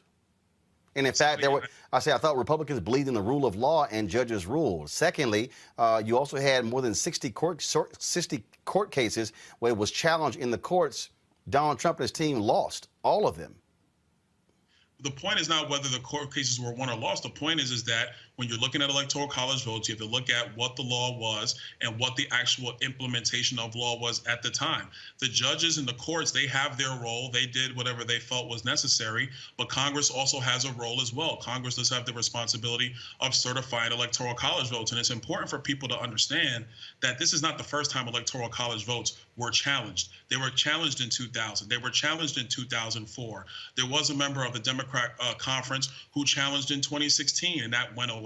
So these things have happened in our past in our country. So just saying now with the election of Joe Biden that because you challenged in 2020, now that creates some dynamic where now you're to be ostracized or punished or whatever. So I'm curious. So that's very curious because you just said that you did not want federal law change to impact voting there in Florida, but you in Florida are forming an opinion on voting in Arizona and Pennsylvania when the elections in Arizona and Pennsylvania were actually certified by Republican officials and others in those two states. And so how do you know what's better in Arizona and Pennsylvania when you're in Florida? Because there's a process where Congress certifies and ratifies electoral college votes. But no, you answer my question. How do you know? You answer my question. How do you know what's better? How do you know that there were irregularities when there are officials in Arizona and Pennsylvania who have said there wasn't. The difference is that H.R. 1 actually goes against most of the way the Constitution is actually written. No, that's not what I asked. That's not what I asked. Congressman, that's not what I asked. H.R. 1 and election laws. No, that's not what I asked. What I asked is not what I asked. What I asked is, how do you stated that there were election irregularities, but there were officials in Arizona and Pennsylvania, even of your own party, who said that the elections were fair, the elections that you did not have violations, that you did not have fraud. How are you, a congressman in Florida, to know what actually happened in Arizona and Pennsylvania when the officials there stated what happened in their own state? But listen, first of all, you're assuming that I can't read as well. Of course, No, I'm not assuming. I'm not assuming. But if there are people of your own party who have publicly stated, I'm just trying to understand, how do you know what happened there when they say it didn't happen? Let me answer your question. Let's take the state of Pennsylvania, for example. It is crystal clear, no matter what anybody wants to say, is that the state Supreme Court changed election law unilaterally. Under Pennsylvania's law, you're not allowed to accept ballots after the polls close on election day. The state Supreme Court of Pennsylvania unilaterally changed that to accepting ballots 3 days after election. Are they the highest court in Pennsylvania?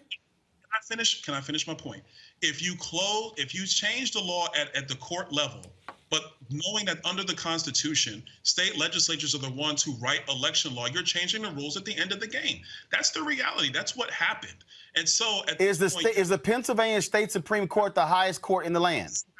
You have a decision to make at the level we have when it comes to certifying electoral college. Let me ask you this question. Did the United States Supreme Court, I got to ask you a question. Not to certify, based upon the reasoning that in those two states in particular, laws, the actual implementation, the actual practice of elections were not followed under law that was passed by the state legislature, which is the law of the land under the United States Constitution. Did Donald Trump and his people sue, and did the Supreme Court reject the argument that you just made? The Supreme Court chose not to take up the case, but that is that's a rejection. They did not take up the case. That's a rejection.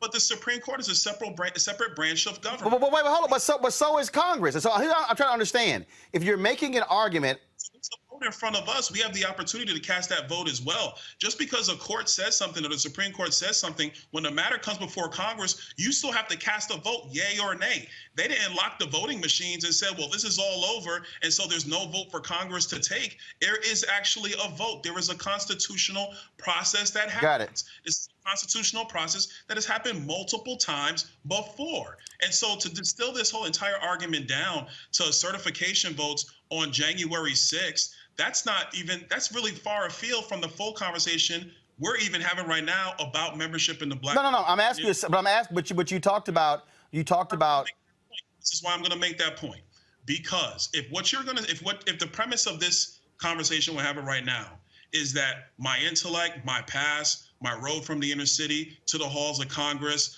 my policy beliefs, if all those things are now irrelevant because my vote on certification. No, I didn't say that. First of all, who said that? Who said that?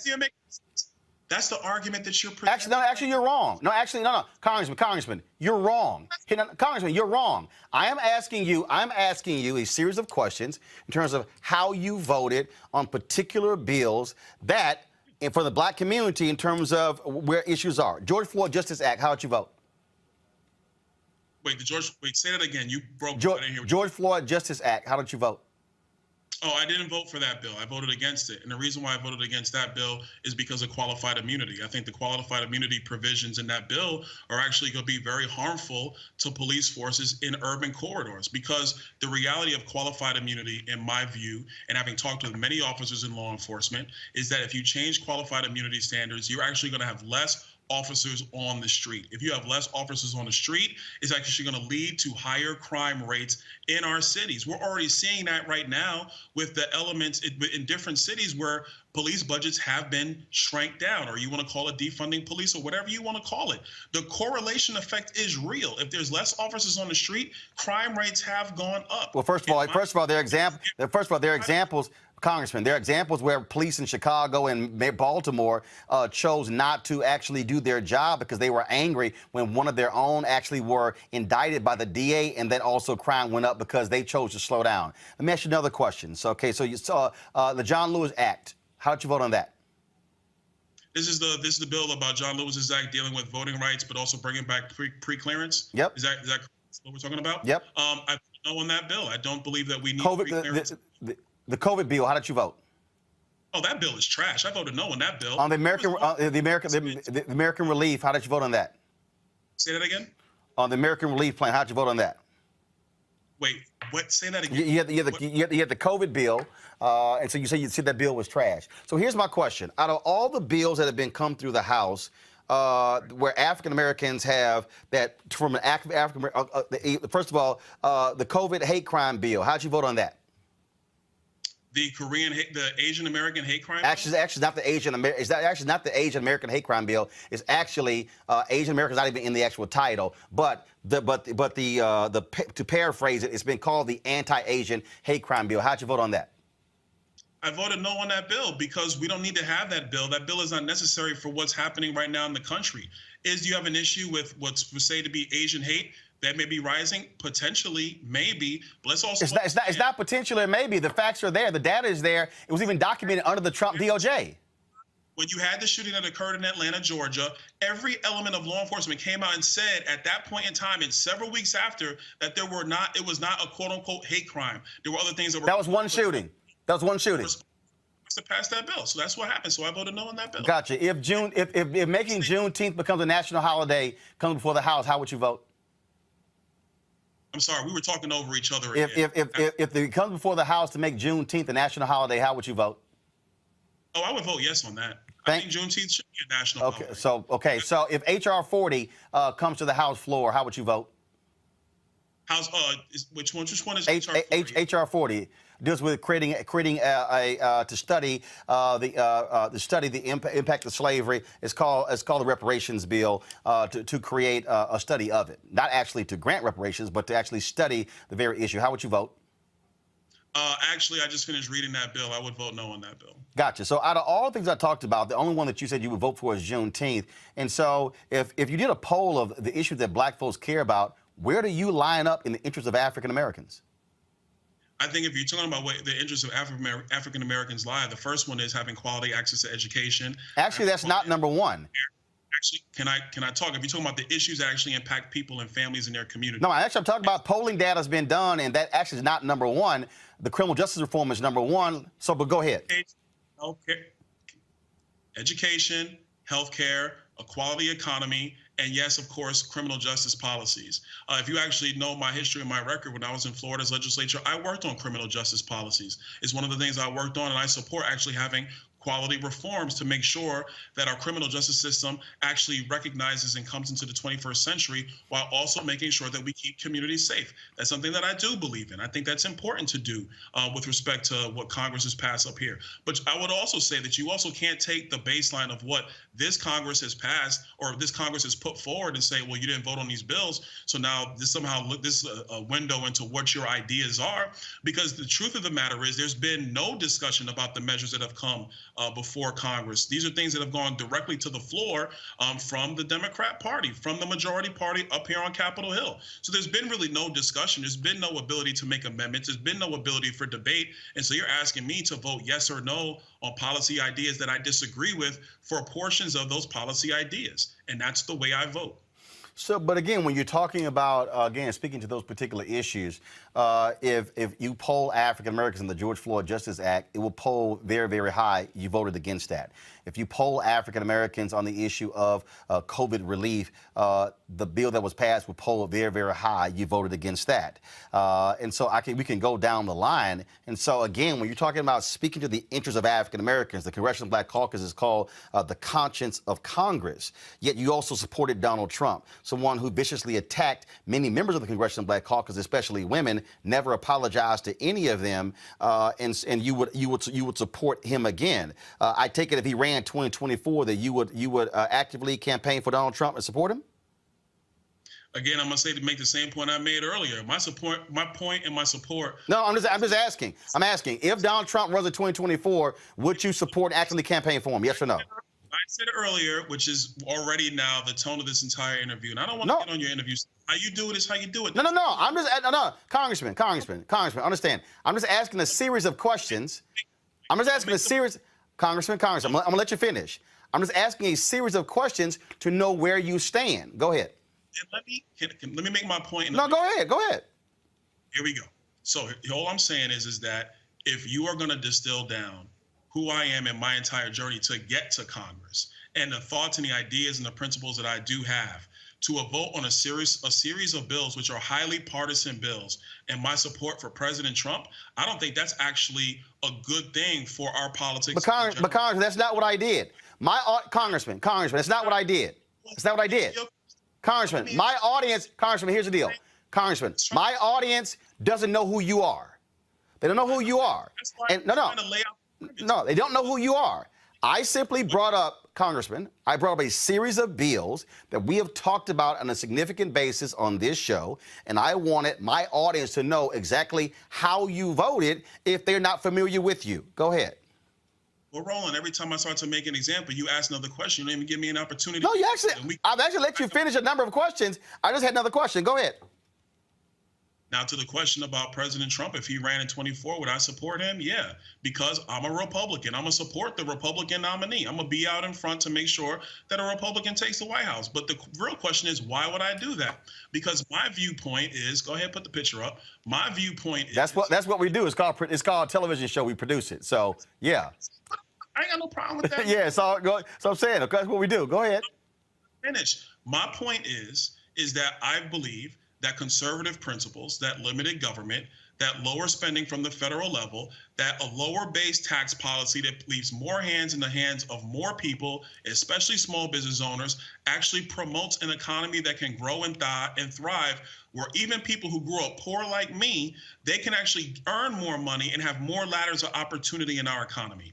I believe that parents should have the same purchasing power poor families as wealthy families do, and that they shouldn't just be put into an educational system because of where they live. I think they should have access to those educational opportunities wherever they may be. And if government funding follows that child, they should do that. I believe that in healthcare, we should have a robust health insurance economy so people can find a policy that suits their needs. Because what happens right now is that when you factor in deductibles and you factor in premiums, people are spending more money just to have the policy itself and don't have the disposable income to fully access the care under the policy.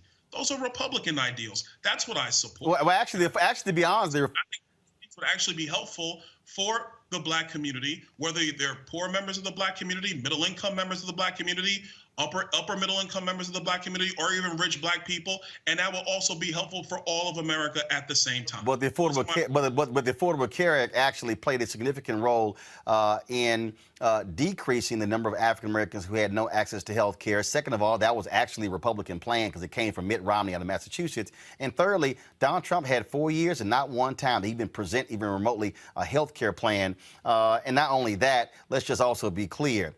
Donald Trump loves to play footsie with white supremacists. So you, after what we experienced for 4 years, you would welcome having that back in the White House. You can be Republican. A lot of Republicans out there who are Republicans, hardcore Republicans, but who did not support that man. But you would willingly stand behind him after what all he did for 4 years, including the newest revelations regarding getting the access to phone records of Democrats, even his own White House lawyer. You would want that back in the White House? First of all, let me say, whatever Mitt Romney passed in Massachusetts is not conservative policy. Just because Mitt did it doesn't mean that I would. But Mitt's a Republican.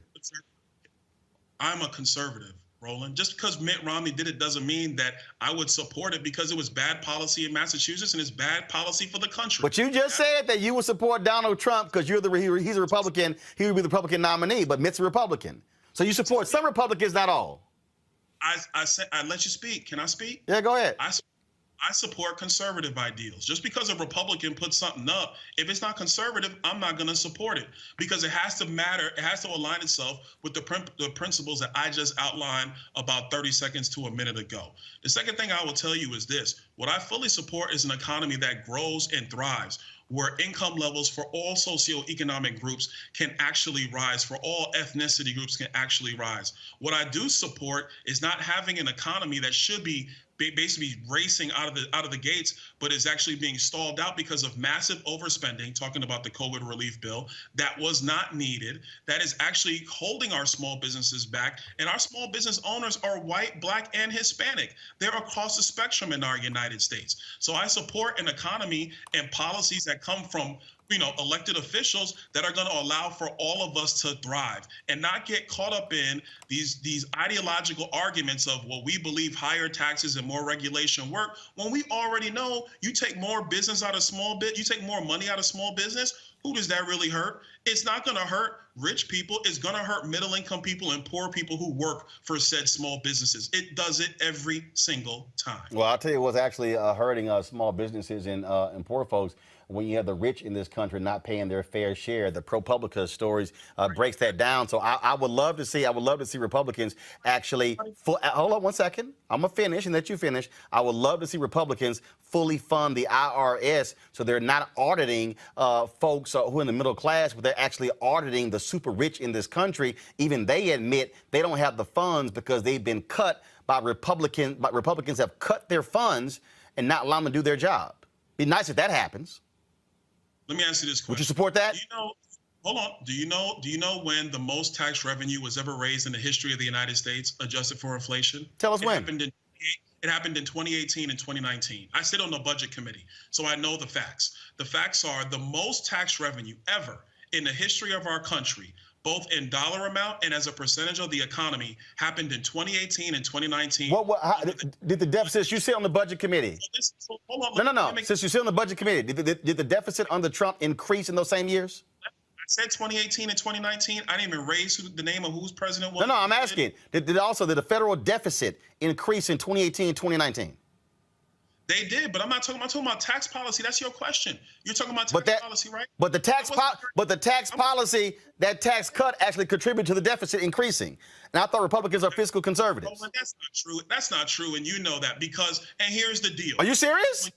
Hold on. Oh, I'm very serious because. Oh, hold on. I just want to be clear. You're saying that the tax cut, the $1 trillion tax cut, did not increase the federal deficit. You said that that's not true.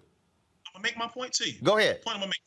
If you look at what the estimates for what tax revenue were from the Congressional Budget Office under the Tax Cut and Jobs Act versus what tax revenue actually was from under the Tax Cut and Jobs Act, the federal government raised more money in revenue than CBO projected. So if you're going to project that tax revenue is going to be $2 billion, for argument's sake, and tax revenue is actually $2.5 billion, how is that a cut? Can you explain that to me? How does that add to the deficit when you bring more money in than you expect it to?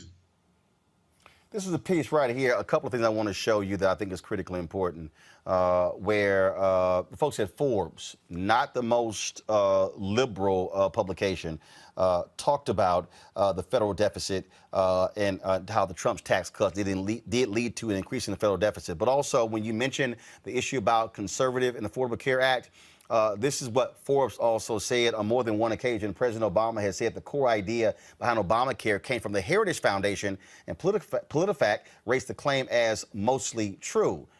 Heritage Foundation ain't the most moderate group. That's a very conservative foundation. And so looks like Democrats also took a Republican idea and made the Affordable Care Act. So it's kind of conservative. Like I told you before, just because somebody puts their name on it from my side of the aisle doesn't mean I'm going to support it. No, Con. What you say it is, just because a Republican put their name on it, I'm not going to support it. You said, but I am a conservative. The Heritage Foundation is also a very right conservative foundation, right? I don't agree with the policy because I've actually worked in insurance. My career is 17 years, finance, banking, and financial services and insurance. And if you run an insurance market that way, what you're going to have is what we do have. You're going to have policies and premiums that are too high for a lot of people to afford. So where's the Republican health plan? Where is it? Let me just finish it. No, I'm just asking, where is it? I've been looking for it. And then what you have is you have people who are trying to get the same insurance. They don't have the ability to afford it, so government has to come in with subsidies. When government comes in with subsidies, those are the things that actually add to the deficits that you were so concerned about from under the Tax Cut and Jobs Act. Also, this is again from the folks at Bloomberg who laid this out, that the Trump tax cuts did take a bite out of revenue in this country, and that it said in the 2 years since the Tax Cuts and Jobs Act of 2017 took effect on January 1st, 2018, the annual U.S. federal deficit has grown from $681 billion to a bit over $1 trillion, according to the Treasury Department. But those are the numbers there. Here's the deal here. I still would like to know, again, when you talk about being a part of the CBC, we'll see what they say. But what my audience is also asking here is they want to know specifically, not broad education, this, they would know specifically what things that you will support that specifically has a direct impact on the Black community. That's one of the things that they also want to know. If you're talking about police reform, criminal justice reform, healthcare, education policy, all those things have impacts on the Black community. And the policies I support are reforms that actually unleash education, unleash healthcare to be more vibrant, to have far more options, far more choices, and actually help Black families, or frankly any family for that matter, with respect to education specifically, have the purchasing power to go and find the environment that best suits their kids. If that doesn't help improve the lives of Black families, it most certainly does, because when you give a family a choice, or let alone a Black family a choice, where they can actually find the environment that best suits the needs of their children, that's going to help their children thrive and succeed. And I know you and I both want that. Well, first of all, I'm somebody who co-founded School Choice is the Black Choice. That's not an issue for me. But what I also understand is that one of the fundamental problems that I do have with Republicans when it comes to education is what I'm seeing when it comes to textbooks, when it comes to this ridiculous thing they're doing, the attack on critical race theory, that's not even being taught in elementary schools, middle schools, and high schools. It makes no sense. Even the bill that was passed in your state made no sense whatsoever, because critical race theory is not taught in Florida schools. But again, we know critical race theory has become the boogeyman for all issues dealing with race in education. And so, yeah, I got a whole bunch of issues when it comes to the Republican Party on education. And let's be real clear, I've also been very critical of Democrats when it comes to the issue of charter schools, magnet schools, school choice as well. And so, frankly, I think in a lot of ways, both parties are full of shit when it comes to education, and they really don't care about the people, their agendas. You have the right who wants to take down teachers' unions, and then of course you have the left who wants to support them. But it all comes down to what's right for the child, and I'm not sure that people are real about that. Well, Congressman Donalds, glad to have you on the show. Certainly welcome you back again. Unfortunately, a lot of your white colleagues are too scared to come talk to Black-owned media. I've offered a platform for more than a decade. Very, very few have actually accepted the opportunity. And so we'll see if they want to actually communicate with Black folks and listen to them, they might want to come talk to Black-owned media. Listen, it was my pleasure to be here with you. Been watching you for a while, so I know you've been following a little bit of your career. It's my pleasure to be on. I know I'll be back on in the future. All right, thanks a bunch. We appreciate it. All right, you take it easy. Folks, back to our Roland Martin Unfiltered video in just one moment. Racial injustice is a scourge on this nation, and the Black community has felt it for generations. We have an obligation to do something about it. Whether it's canceling student debt, increasing the minimum wage, or investing in Black-owned businesses, the Black community deserves so much better. I'm Nina Turner, and I'm running for Congress to do something about it.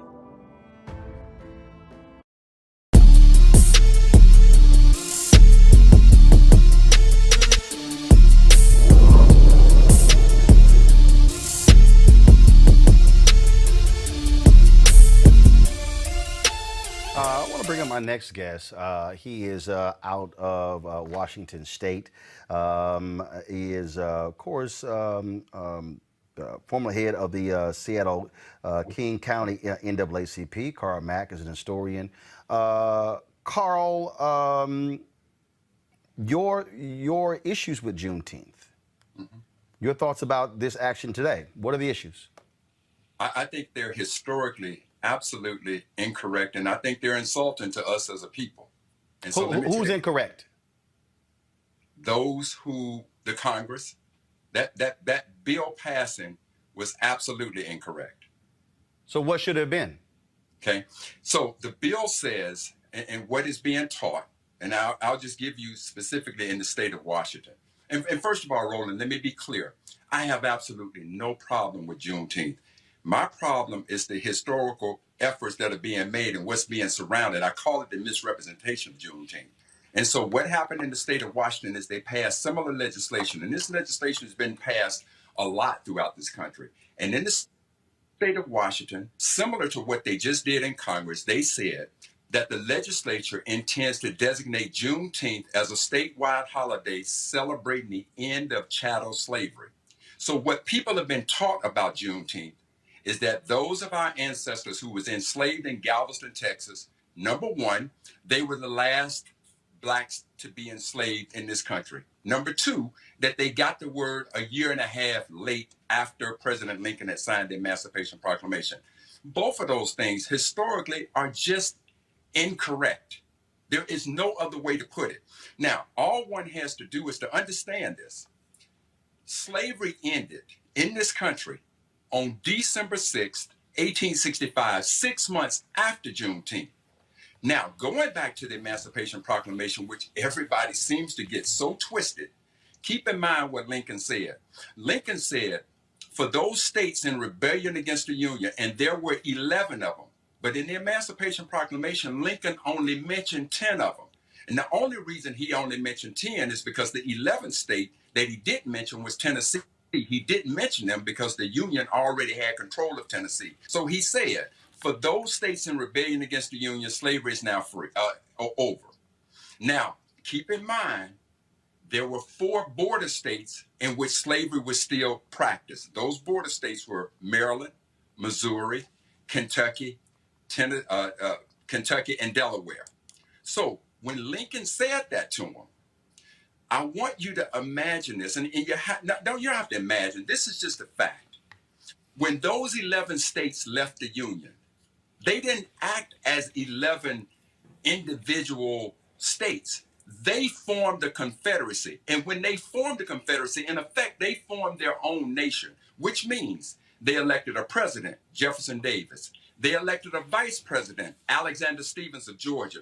They wrote a Confederate Constitution. They were their own nation, Brother Roland. So when Lincoln issued, quote unquote, an executive order trying to tell them what to do, that's like the Prime Minister of Canada trying to tell the United States citizens what to do. He didn't have any authorization. That's why it took a war. So that's why I'm saying to you that when the news is that they got the word a year and a half late, it didn't matter. The Confederacy were their own nation. They didn't give a damn what the United States said, what Lincoln said. That's why it took the war. Now, as far as them being the last blacks enslaved, I just heard your last guest. I've heard all of you say how important it is to get it right. Today, there's a movement that has swept this country that we should all be proud of, Black Lives Matter. Black Lives Matter. Do we think that Black lives just started mattering? Because let's go back to what happened with the Emancipation Proclamation. Lincoln said that in those states not in rebellion against the Union, slavery is still legal. Keep that going. 2 of those states were Delaware and Kentucky. 2 of them was Maryland and Missouri. And keep in mind, West Virginia wasn't a state when the Civil War started. It became a state after Virginia seceded. And those 48 counties didn't want to secede, so they became a state after the Civil War. So now let's look at those 5 border states. Maryland, on November 1st, 1864, before the Civil War ended, Maryland abolished slavery. Missouri, on January 11th, 1865, before the Civil War ended, they abolished slavery. West Virginia, the newly entered slave state, on February 3rd, 1865, ended slavery. The Civil War ends on April 9th, 1865. 2 months later, Granger rides into Galveston, Texas, and issues General Order Number 3, which we now call June 19th. I ask you to remember what was going on in Kentucky and Delaware after the Civil War. What was going on in Kentucky and Delaware after Juneteenth. I'll tell you, Roland, there were 225,000 of our ancestors still enslaved, and they did not taste freedom until December 6, 1865, when Georgia became the 27th state to ratify the 13th Amendment. That is my problem with what is going on in states all across this country, and that is my problem about what just happened in the United States Congress. If you want to designate a date in which all Black folks can celebrate freedom, that date, as far as I'm concerned, as far as history appears to be concerned, is December 6th, because that is the day in which Georgia ratified the 13th Amendment. Now, as it applies to Delaware and Kentucky, keep this in mind, Roland. Delaware didn't ratify the 13th Amendment until 1901. Kentucky ratified the 13th Amendment in 1976. And the state that I'm from, Mississippi didn't ratify the 13th Amendment until February 7, 2013. So, do I have a problem with Juneteenth? Absolutely not. Do I have a problem with the historical inaccuracy of it? Every part of that I got a problem with. And I that has been, first of all, it's like for years, Lincoln freed the slaves. Well, again, and there were people who took exception to Lerone Bennett and others who corrected that. Frankly, what we have folks in this country with a bumper sticker version of history. The reason I think you see the focus on Juneteenth is I think it goes back to this here, because Texas became the first state to actually make it a state holiday. And so what then happened was there were other people who wanted to recognize that fact, and so all of a sudden Juneteenth events then went out. For everybody to understand, Juneteenth was a Texas holiday. To your point, what you just laid out, that was specific to Texas. When General Granger arrived on the shores of Galveston, of the beach in Galveston, and delivered that particular announcement. I think what happened was other people gravitated to that, and then it then became this sort of all-encompassing moment to say, okay, here's something that actually recognizes slavery or the ending of slavery in this country. But you're absolutely right. And I think I believe the opportunity is to, in the words of Paul Harvey, now tell the rest of the story. Absolutely. So listen. So Roland, the thing that the congressman, I think it's Johnson, I'm not sure your last guess was. Former Senator Doug Jones. Okay, Doug Jones. What you and Doug Jones agreed on a lot was it's important to get it right. Today, we as Black folks want to say Black Lives Matter. Then what about the 225,000? Now, I will give you just a little pushback on why Juneteenth took off. I think part of what you said is right, but the rest of the story is this. We all know that our history has not been taught. Right. So to what Doug Jones said, there's a lot of Black folks that don't know the scholarship of our experience in this country. Oh, no doubt. Oh, no doubt. And so once we didn't know it, and somebody comes in and tells the myth that these were the last Blacks enslaved, they got the news a year and a half later. Well, we just took off and ran with it. And then now, Roland, on May 25th of 2020, well, that gave another steroid injection to the myth behind Juneteenth. And that day was the day that Rodney King, George Floyd was murdered. Now you got white guilt everywhere, and white folks want to do something. Damn it, let's just make Juneteenth a holiday. That's fine. But it didn't start with that. I would tell you this. Go back and look at the 105th Congress of the United States. There was a senator from the state of Mississippi named Trent Lott who introduced legislation similar to what was just passed, and it clearly said, June 19th, the day that slavery officially came to an end. Then over in the House, in that same year, I believe it was 97, in that same year, now you had J.C. Watts in the House introduced a joint resolution that said the exact same thing, that Juneteenth is the date on which slavery finally came to an end. So I'm not trying to play the technicalities here, but what I am saying is in the spirit of Harriet Tubman. Right. They asked that sister, baby, why would you keep going back, you free? And she said, how could I be free when my people ain't free? Well, how in the hell can we celebrate Juneteenth as the day on which slavery ended when there were over 225,000 of our folks still enslaved in the state of Delaware and Kentucky? Well, I dare say that is my problem. I dare say the same as how we celebrate July 4th as Independence Day, and as Frederick Douglass said, what does this mean to the slave on July 4th? And so, but here's the last point I'll make, and this is very simple. What you laid out is why you got to have black-owned media. Is why because here's the piece. The bottom line is, and you already see it. I know ABC is having a big Juneteenth primetime show. All of a sudden, trust me, you're about to see businesses all across America. And here's the deal. I'm just laying in the cut because I'm telling you, every company that wants to try to profit off of Juneteenth, I'm gonna hit all of them saying, where's your black spin?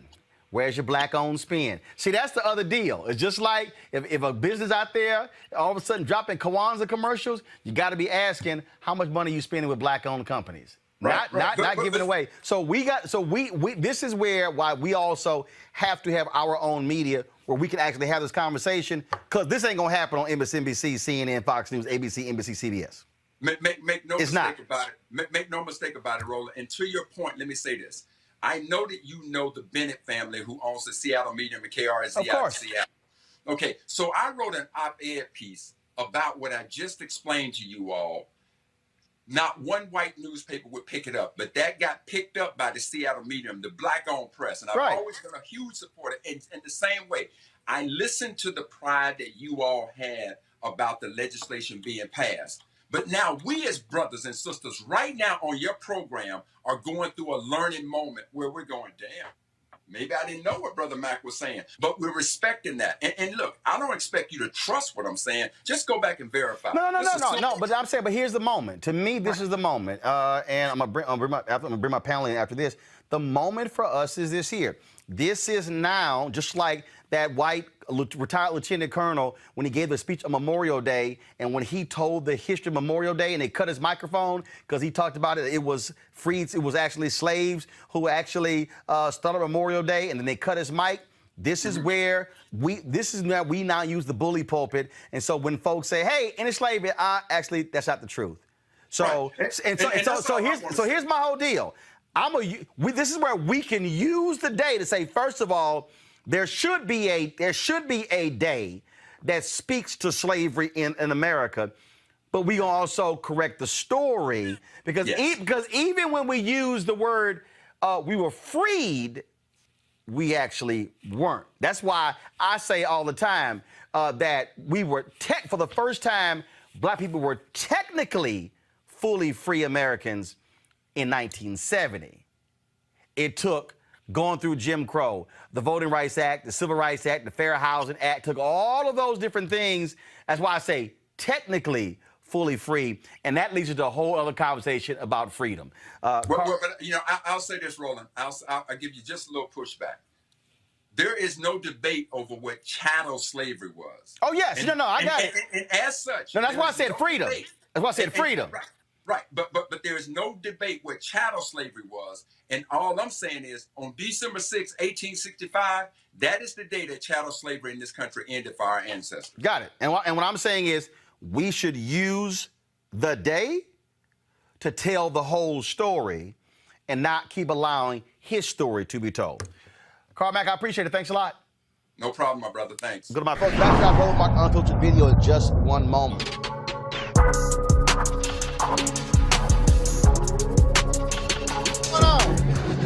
Everything and nothing at the same time. You looking great. Thank you. What is it about all these black folks in Essence that's just so different and special? And think what? What's so special about and unique with all the black folks, the black love here at Essence? That is black. That is black. That is all black love. That's what's significant and different about it. It's pure. And then of course you got all the sisters. I'm sorry? Then of course you got all the sisters as well. Exactly. And brothers. Oh yeah. Things going well for you? It's going real well for me. God's been real good to me. Still being good to me. I'm just doing what I gotta do. Oh, it's always good seeing you. Thank you so much. I love this. We got to mix it up a little bit. I feel you, baby. If you ain't regular, you can't get regular pocket square. All right, folks, each and every single day here on Roland Martin Unfiltered, we're going to feature that Essence Festival Coca-Cola throwback moment leading up to, of course, this year's 2021 virtual Essence Festival. Because of COVID, they're not having the big gathering in New Orleans, but they will be virtual. And so on June 26th and June 27th, two weekends, June 26th, June 27th, July 3rd, July 4th. Essence Festival will be virtual. You can simply go to their YouTube channel, the Facebook page, and go to essence.com to actually watch it. You're going to have the workshops in the daytimes beginning at 2 p.m. And then, of course, the concerts beginning at 6 p.m. Eastern every single night, going until 10 p.m. And so we look forward to sharing with you some of our throwback moments. That, of course, was Shaka Khan from the 2016 Essence Festival. So we've got some great stuff dipping into my archives to show you. And we're going to do that every single day right here on Roland Martin Unfiltered. And we're going to be sharing photos on my social media. So go to Instagram, go to Facebook and Twitter, Snapchat. You'll be able to see those throwback moments as well. And so we're going to give you guys an email to share some of your Essence Festival throwback photos and video that we're going to be sharing with the audience. And we certainly look forward to doing that.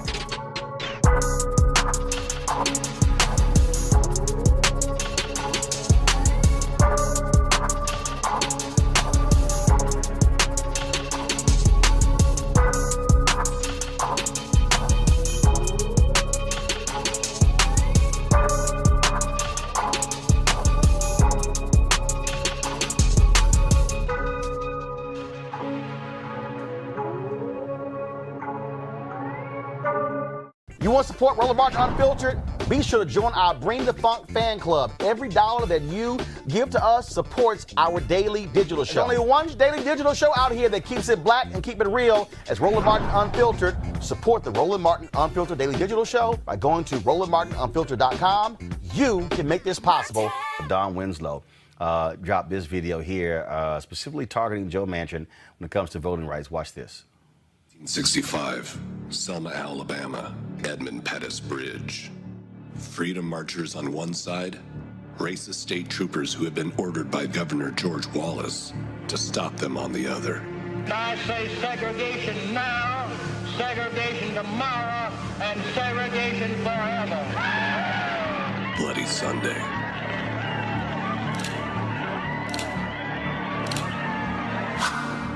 June 2021. The state troopers are gone, replaced by this man, Senator Joe Manchin. This man is single-handedly blocking the most important voting legislation in the history of this country. Why Manchin and Sinema care more about the will of the Republican Party than about the will of the American people. If it fails, voter suppression will be the law in more than 40 states. We asked Joe Manchin to reconsider his position. Did they change your mind?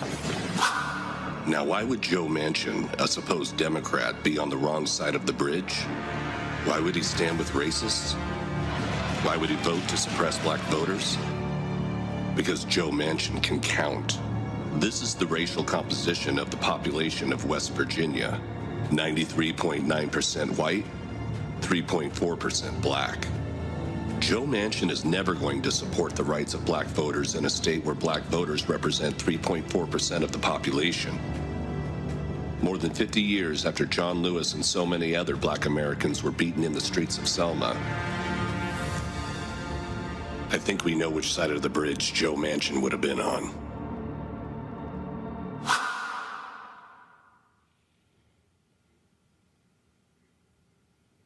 Ben, you look impressed. That's what I'm talking about right there. Every day, all day long, radio, television. Don't let this man get away with being the guy who can smile and glad hand and shake hands and kiss your baby on the cheek. And all the while, he is absolutely on the side of the Republican Party. He's on the wrong side of history. We can't afford to wait for history to write this man's epithet. We need to do it now. And I think that's that clip by Don Winslow is amazing. Teresa. Yeah, it's definitely interesting to see the statistics. I mean, you know, it really looks like Joe Manchin is playing right into the hand of his constituent bases. Now, I'm not saying that all, you know, his 93% of Caucasian constituents are in favor or not in favor of this. But what I am saying that it does look like Joe Manchin was elected as a Democrat, but we all know he had moderate to conservative thoughts as it relates to his position on a lot of things, and he's making his position very clear to his constituent bases. Mustafa. Well, there's a whole lot of lower wealth white folks that's in West Virginia as well. And these actions that Senator Manchin has refused to move forward on will impact them as well.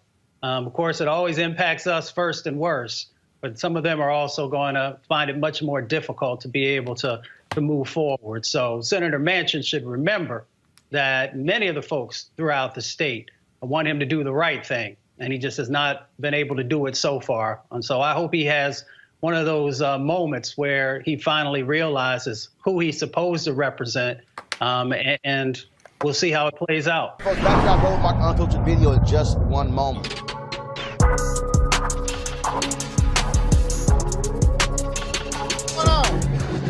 Everything and nothing at the same time. You looking great. Thank you. What is it about all these black folks in Essence that's just so different and special? And think what? What's so special about and unique with all the black folks, the black love here at Essence? That is what? That is what?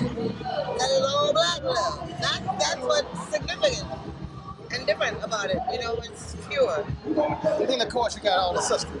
I'm sorry? Then, of course, you got all the sisters as well. Exactly. And brothers. Oh, yeah. Things going well for you? It's going real well. My God's been real good to me. Still being good to me.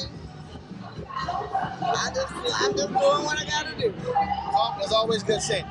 Well, thank you so much. I love this. We gotta mix it up a little bit. I feel you, baby. If you ain't regular, you can't have regular pockets. All right, folks, each and every single day here on Roland Martin Unfiltered, we're going to feature that Essence Festival Coca-Cola throwback moment leading up to, of course, this year's 2021 virtual Essence Festival. Because of COVID, they're not having the big gathering in New Orleans, but they will be virtual. And so on June 26th and June 27th, two weekends, June 26th, June 27th, July 3rd, July 4th. Essence Festival will be virtual. You can simply go to their YouTube channel, the Facebook page, and go to essence.com to actually watch it. You're going to have the workshops in the daytimes beginning at 2 p.m. And then, of course, the concerts beginning at 6 p.m. Eastern every single night, going until 10 p.m. And so we look forward to sharing with you some of our throwback moments. That, of course, was Shaka Khan from the 2016 Essence Festival. So we've got some great stuff dipping into my archives to show you. And we're going to do that every single day right here on Roland Martin Unfiltered. And we're going to be sharing photos on my social media. So go to Instagram, go to Facebook and Twitter, Snapchat. You'll be able to see those throwback moments as well. And so we're going to give you guys an email to share some of your Essence Festival throwback photos and video that we're going to be sharing with the audience. And we certainly look forward to doing that.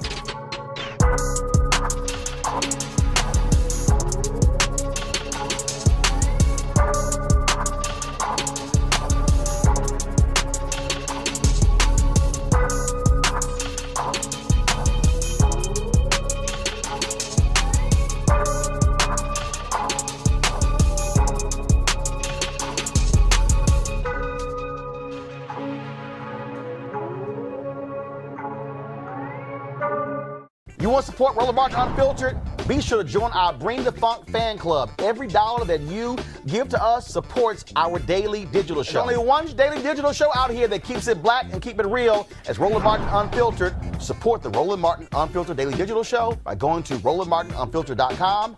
You can make this possible. It's unbelievable to listen to that, Teresa, and just the sheer arrogance of cinema and Manchin. It really is. You know, it's almost to the point where, you know, the respect factor just isn't there.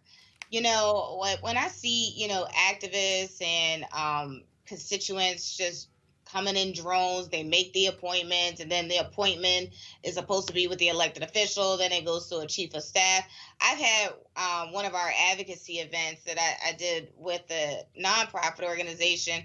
It was supposed to be with the leader. It ends up being with the scheduler. So that was actually unheard of. And of course, I wrote a letter just like this should never happen to any other organization or person. But again, it also says, goes to the fact of respect and additional education. So I get the advocate's point that there were 4 senators, instead of them going to the luncheon, instead of going to the other meeting, they actually, were together wanting to have that talk about what can, actually happen to make this work. But again, it's like all these meetings, it just seems like there's no results here. So it's like, I'm not sure what we should do, as I am not a lawmaker, but I think there has to be another sort of alternative, because you have somebody where thousands of people, are asking them to change their mind. And then when we're asking for solidified solutions, we're not getting it, but we're getting a bunch of, oh, I agree with this, and we should go with this, and we should put that in the dialogue. So I'm just waiting for the solution here. The thing here is very simple, Mustafa. There are no alternatives. I mean, this is what happens when, bottom line is this here. It's 50-50. One senator wields this much power. If Sinema and Manchin go, nope, I'm not going to do it, guess what? You have nowhere to go. You can't pass the bill. And then, of course, you can't pass the bill unless you break the filibuster. The two of them keep talking bipartisan, and I keep saying, show me the 10. Show me the 10 on the other side who are going to go along with this, and they can't. Well, my grandmother says when you know better, do better. I can only really speak about Senator Manchin since I, was raised in Appalachia and, of course, over in Michigan a little bit. So I decided to get on the phone. And I decided to call folks back home in West Virginia, across the state, both Democrats and Republicans who I knew. Now, these are what you might still label as somewhat moderate Republicans. Yeah, some still exist. So I called folks in Parkersburg and Wheeling and Charleston and Institute and Clarksburg and Fairmont. And I asked them, I said, should Senator Manchin actually support the bills that folks have put forward that's actually going to make things better for our country, make us stronger? And it was like 85% of the folks said yes. So we got to make sure that folks inside the states are actually pushing these folks and letting them know that if they don't get their act together, then they may not be holding these offices in the future. Now, I'm not threatening anyone. What I am sharing is what everyday hardworking folks in the state of West Virginia are saying what their expectations are. And their expectations also line up with the polling that folks have been sharing across the country. And it's probably not that different in Arizona, but I like to ground truth stuff, and I like to make sure that I know what I'm talking about because I actually talk to real people about real issues. And this is what many folks in West Virginia are saying. Ben, at the end of the day, it's pressure, it's pressure, it's pressure. You really have no choice. You use every single thing at your disposal, and I think you unleash it against these two, and there's no let up. And I need people, I got to remind people, and I think it's a little hard for a lot of people today to understand how long the Civil Rights Bill was filibustered and fought by the Southern Dixiecrats in the 60s. Kennedy proposed it when he came in after he won in 61. He gets killed November 22nd, 63. It doesn't get passed until it was broken up by LBJ. He said, I can't get all at one time. So to 64, that was 3 years later. Then, of course, 65, the Voting Rights Act. Then, of course, 68, the Fair Housing Act. So that was an 8-year effort just with Kennedy, LBJ. I'm not saying that, oh, my goodness, we should be waiting 8 years. But what I am saying is to people who want to see it done, we have to be in this for the long haul. It's not going to always happen in 2 or 3 months. Absolutely. It won't happen in that short of a time frame, especially not with our intransigent Congress in general, or Senate specifically. But I do want to tap into one of the things that you were saying, Roland. We can't let up on these politicians, especially Sinema and Manchin. And I think in one way that we let up on them is by having these meetings with them at this juncture, because they've shown a level of disrespect. They've shown a level of disrespect in terms of these politicians, these elected officials' time. They've shown a level of disrespect in terms of their unwillingness to even really consider this. Joe Manchin's already said he's coming out against H.R. 1. And I don't care how many times they meet with us and seem like they're concerned. At the end of the day, they're gaslighting us. And we need to call them on it. We need to say it in the media. We need to say it on the news. We need to say it on the radio that we have 2 Democratic senators that are gaslighting us and do not care about the black vote enough to even help protect it. Folks, back to our Roland Martin Unfiltered video in just one moment.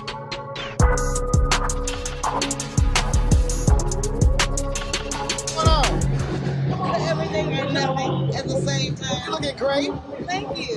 What is it about all these black folks in Essence that's just so different and special? And think what? What's so special about and unique with all the black folks, the black love here at Essence? That is what? That is what? That is all black love. That's what's significant and different about it. You know, it's pure. And then, of course, you got all the sisters. I'm sorry? Then, of course, you got all the sisters as well. Exactly. And brothers. Oh, yeah. Things going well for you? It's going real well for me. God's been real good to me. Still being good to me. I'm just doing what I gotta do. Oh, it's always good seeing you. Well, thank you so much. I love this. We gotta mix it up a little bit. I feel you, baby. If you ain't regular, you can't get regular pockets. All right, folks, each and every single day here on Roland Martin Unfiltered, we're going to feature that Essence Festival Coca-Cola throwback moment leading up to, of course, this year's 2021 virtual Essence Festival. Because of COVID, they're not having the big gathering in New Orleans, but they will be virtual.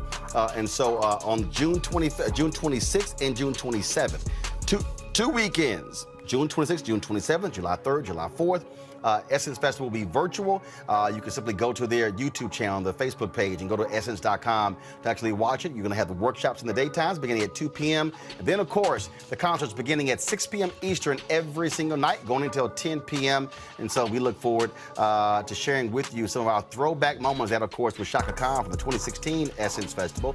So we've got some great stuff dipping into my archives to show you. And we're going to do that every single day right here on Roland Martin Unfiltered. And we're going to be sharing photos on my social media. So go to Instagram, go to Facebook and Twitter, Snapchat. You'll be able to see those throwback moments as well. And so we're going to give you guys an email to share some of your Essence Festival throwback photos and video that we're going to be sharing with the audience. And we certainly look forward to doing that.